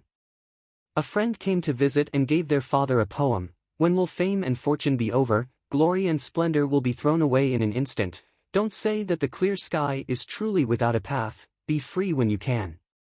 From this poem, their father chose the words doubtless and carefree and used them as the names of the two brothers. Mo Wudao. No matter when, don't run out of paths to walk on. Mo Xiaoyao. No matter when, don't be too free, don't get carried away. This was their father's wish for his son, a blessing and a warning. At this point, other than his father's wish, Mo Xiaoyao could only think of his own brother, Mo Wudao, and not the Lord of Hermitage Missouri Wudao. With that, Mo Xiaoyao sighed softly, and his body shook. Suddenly, he stood still, motionless. Above his head, a thick white smoke rose, swirling and lingering for a long time. Even the biting cold wind could not move it. After a long time, the thick white smoke gradually turned into a mist and flew into the sky, finally disappearing without a trace. Mo Xiaoyao destroyed his own cultivation, severed his own meridians, and died on the peak of the snowy mountain. A fourth-level venerable had fallen just like that. Jia Qingyun stood there in a daze, suddenly feeling that everything in front of him was like a dream, so unreal. A fourth-level venerable was originally such an unreachable existence, but he was forced to a dead end, committing suicide in front of everyone. A trace of pity flashed in Jun Moxie's eyes, but his face was still cold and stern, cruel and unmoving. Jia Qingyun, I'll give you a chance too. You can also choose to commit suicide. A chance to have an intact corpse, a chance to die in a dignified manner. Jun Moxie said expressionlessly, his tone devoid of any emotion. Mo Xia, they cannot die. Mei Shuiyan's face was filled with anxiety. This is ultimately related to the war for seizing the heavens. This is a huge matter that concerns the future of the world. You really have to consider this carefully. Once your strength is reduced, the outcome of the battle could be reversed, and the war for seizing the heavens will really be over. Shui Yan, why are you still so insistent? Can't you see the reality in front of you? Didn't you notice the look in these people's eyes? I've already killed no less than 400 to 500 people. Those who died were all good friends of theirs, they had lived together for at least 100 years. This deep relationship that spanned across so many years is even more intimate than that of family. I believe that compared to those strange races, these people are more willing for me to die. As long as I escape this calamity, they will definitely use all means to deal with me and my family. I have no reason to keep these people alive. Jun Moxie said indifferently. If I'm alone, I can naturally not care. But I have family and friends, how can they not care? Your insistence is equivalent to risking our family and friends. In my heart, the safety of my family is more important than anything else. I will not take the risk, not even a little. Even if they are really good people, I will still kill them without hesitation. Because things have already reached this point, there is no more room for negotiation. Furthermore, they are just a bunch of complete hypocrites. Jun Moxie said indifferently. Even if it is a sin, I will bear it alone. Carrying the sin is better than carrying the guilt. You are really too heartless. Mei Shuiyan looked at him sorrowfully. Why don't you have the slightest bit of pity? Towards the world, towards the people, don't you have any sense of responsibility? Even a little bit? Shui Yan, you said that I am heartless? No sense of responsibility? Is it really me who is heartless? If because of a moment of soft-heartedness, in exchange for the death of your family and the slaughter of your friends, how would you feel at that time? If not for the fact that I have so many concerns in my heart, so what if I let you make a mistake once? But can we afford to make a mistake? As for the war for seizing the heavens, even if all these people die, it does not mean that the war for seizing the heavens will be lost. Jun Moxie said coldly. Even if Butcher Zhang is dead, Jun Moxie will not eat a pig with fur. On the contrary, if the safety of the world is placed in the hands of these hypocrites, even if we win, it will be a humiliation.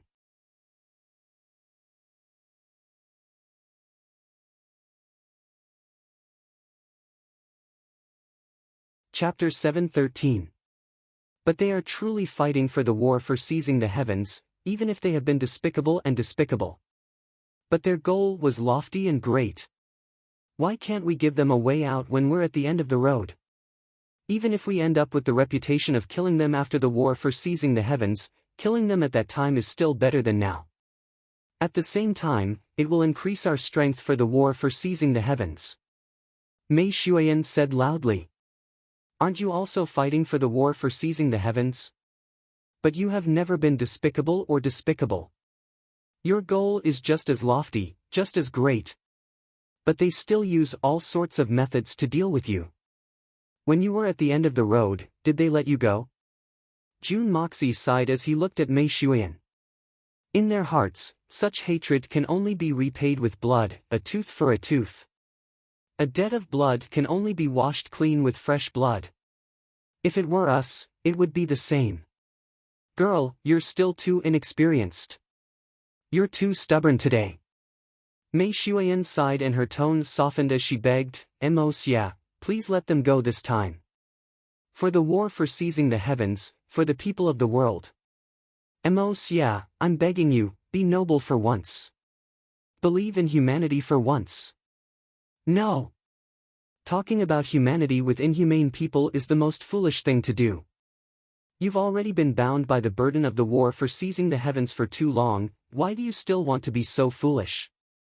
Don't tell me that you'll only realize it when a tragedy happens in front of you. Jun Moxie shook his head slowly and resolutely, his face like a marble sculpture, cold and expressionless. In the future, I will also participate in the war for seizing the heavens. Jun Mo Xia slightly raised his head, and looked at the drifting white clouds in the sky. Then, he said leisurely, but, I hope to participate with my comrades, and not with my enemies around me. Because I don't feel at ease leaving my back to them. Last time in the heavenly south, humans fought Shen beasts, but it was full of betrayal and betrayal. I don't want to experience it myself. The war for seizing the heavens doesn't necessarily need the three holy lands. Jun Moxie said lightly. Even if they all die, there's still me, Jun Moxie. Since I killed them, I will compensate them. I'm not doing this for the war for seizing the heavens, but to exterminate the strange races. This world will no longer have a war for seizing the heavens. It's not for the so-called nobility. I just don't want there to be so much hypocrisy in this world. Jun Moxie said sharply, I hate hypocrisy. I am extremely disgusted, especially those who put on a noble appearance but unscrupulously harm others for their own selfish interests or narrow-mindedness. I don't just want to kill these people. When my strength is truly sufficient, I will also exterminate the three holy lands. Jun Moxie smiled lightly. The cold wind blew his hair, causing it to dance on this mountain peak. Just like that, he used an aloof attitude but a cold and emotionless tone and said lightly, because there's one thing you don't know. Actually, the greatest harm to this world is never external aggression, but internal strife. External aggression can never truly destroy a country or a world, but internal strife can very quickly destroy everything. And right now, the three holy lands have already become the source of internal strife. Even if Tian Fa is gone, you and I are gone, the three Holy Lands will still fight among themselves. Fighting for the title of number one in the world, and that supreme glory. Since that's the case, why don't this glory belong to me? So I must kill. My original intention was never for the sake of the so-called world's common people or the so-called peace of the continent. I am not that noble. But if others want to bully my head, I will not allow it. Not the three Holy Lands, not the strange races. Not the venerables, not even the saints. Even if the Nine Nether First Young Master comes back to life, he can forget about dictating my fate. June Moxie smiled arrogantly and said word by word, my fate is up to me, not up to the heavens. If we fight, then fight to the end. As long as we live, we must stand tall. If we die, naturally, everything will be over. I am not a good person, nor a bad person. I am not a gentleman, nor am I a vile person. But at the very least, I will not be a hypocrite. I am the evil monarch. The monarch of all evil. The king of all evil. As mentioned above, this is the law of the evil monarch. Mei Xuan took a step back. She was clear that there was no point in saying anything else. Her man was actually such a special person. At this moment, she suddenly felt that the person she was facing was not June Moxie, but the Nine Nether First Young Master who did things his own way and dominated the world. This strange feeling made her feel fear, and even a little unfamiliar. June Mo Xia, who was standing opposite her, also seemed a little distant. Even if he felt wronged, even if he did not understand, but couldn't he just tolerate it for once? So Mei Xuan did not understand. But she had neglected the fact that a seemingly benevolent tolerance could be exchanged for endless oppression. And her tolerance would be the best excuse for the enemy to press on. And they would become more and more unscrupulous. And a moment of soft-heartedness could cause the most irreversible despair and regret. Because there was no such thing as benevolence between enemies. For example, if she had been able to kill all 10 experts the first time, then no matter how arrogant the people from the three Holy Lands were, they wouldn't have been so arrogant to this extent. Tolerance in the face of evil was the best breeding ground for evil. Regarding this point, June Moxie, who had lived 2 lives, understood it better than anyone else. So he would not give his enemies any chance or space to retaliate. No one could influence June Moxie's decision. Even if it was his beloved Mei Xuan, he could not. On the opposite side, the experts from the three Holy Lands were already clamoring with grief and indignation. They all stood up and roared as if they were ready to perish together with the enemy. Take revenge for Venerable Mo. Take revenge for our dead brothers. Want us to commit suicide? Not so easy. Everyone, let's fight with them. Fight with our lives. Killing 1 is worth it, killing 2 is worth it. June Moxie did not move. Lang Lang looked at them rushing over, her face like an ancient stone statue, indifferent and calm. He slowly raised one hand and looked coldly at the people from the three Holy Lands. Suddenly, he let out an earth-shattering roar. Kill! Kill them quickly, don't leave a single one alive. Mei Xuan closed her eyes in agony. Following June Moxie's order, which was filled with the scent of blood, a thunderstorm erupted in the air. 1,500 peak level 9 Xian beasts and beast kings attacked at the same time. Whether it was diving down or charging forward, all the Xian beasts charged forward with the force of a thunderbolt. They had been holding it in for a long time.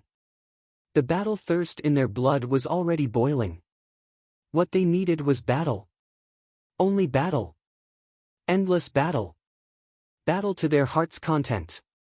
To them, it was not important whether the three Holy Lands were good or bad.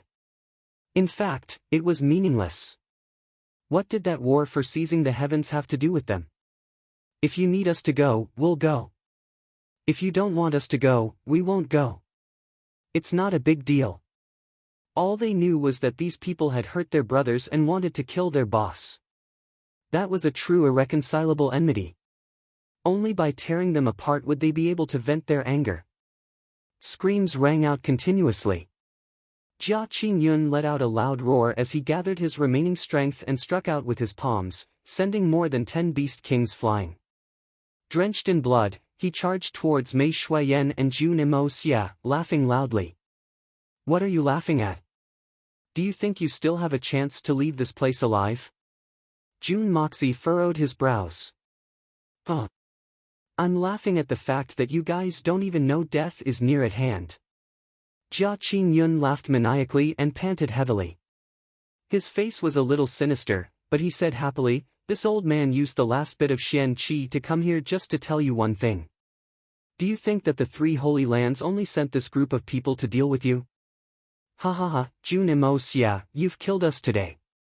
So what if you can kill us all? You will pay the price for this. When you return to Tianxiang, you can go and cry for your grandfather's funeral, ha ha ha. Nonsense. I'm afraid you guys don't have that ability.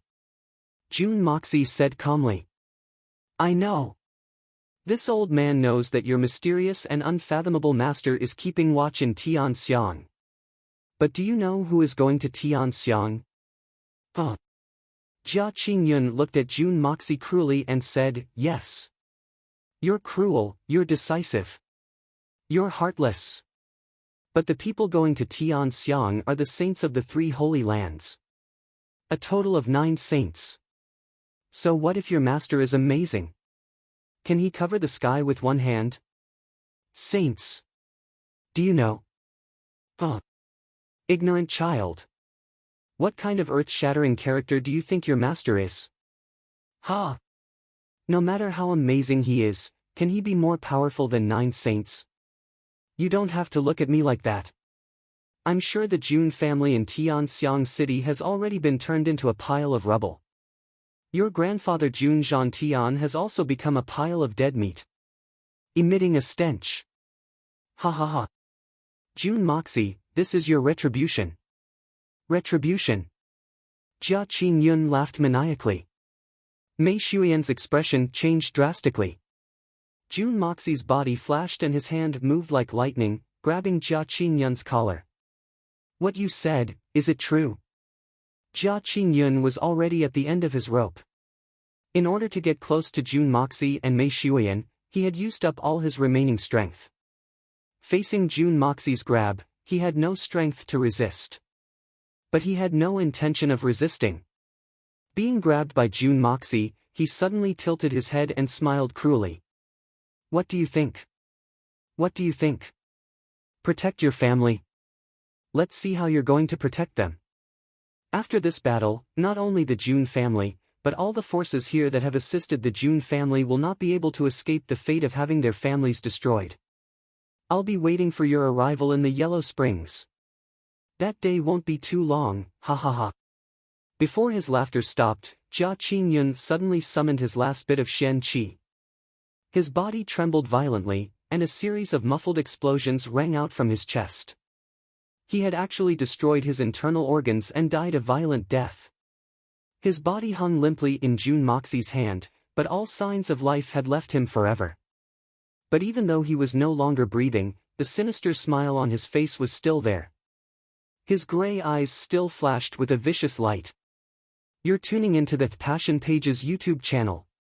We're so grateful for your support, and don't forget to subscribe to join us on this incredible journey through captivating stories. Your generosity through donations truly makes a world of difference, as it's the primary source of revenue that allows me to expand and enhance this channel for you. Thank you from the bottom of my heart for being a part of this adventure.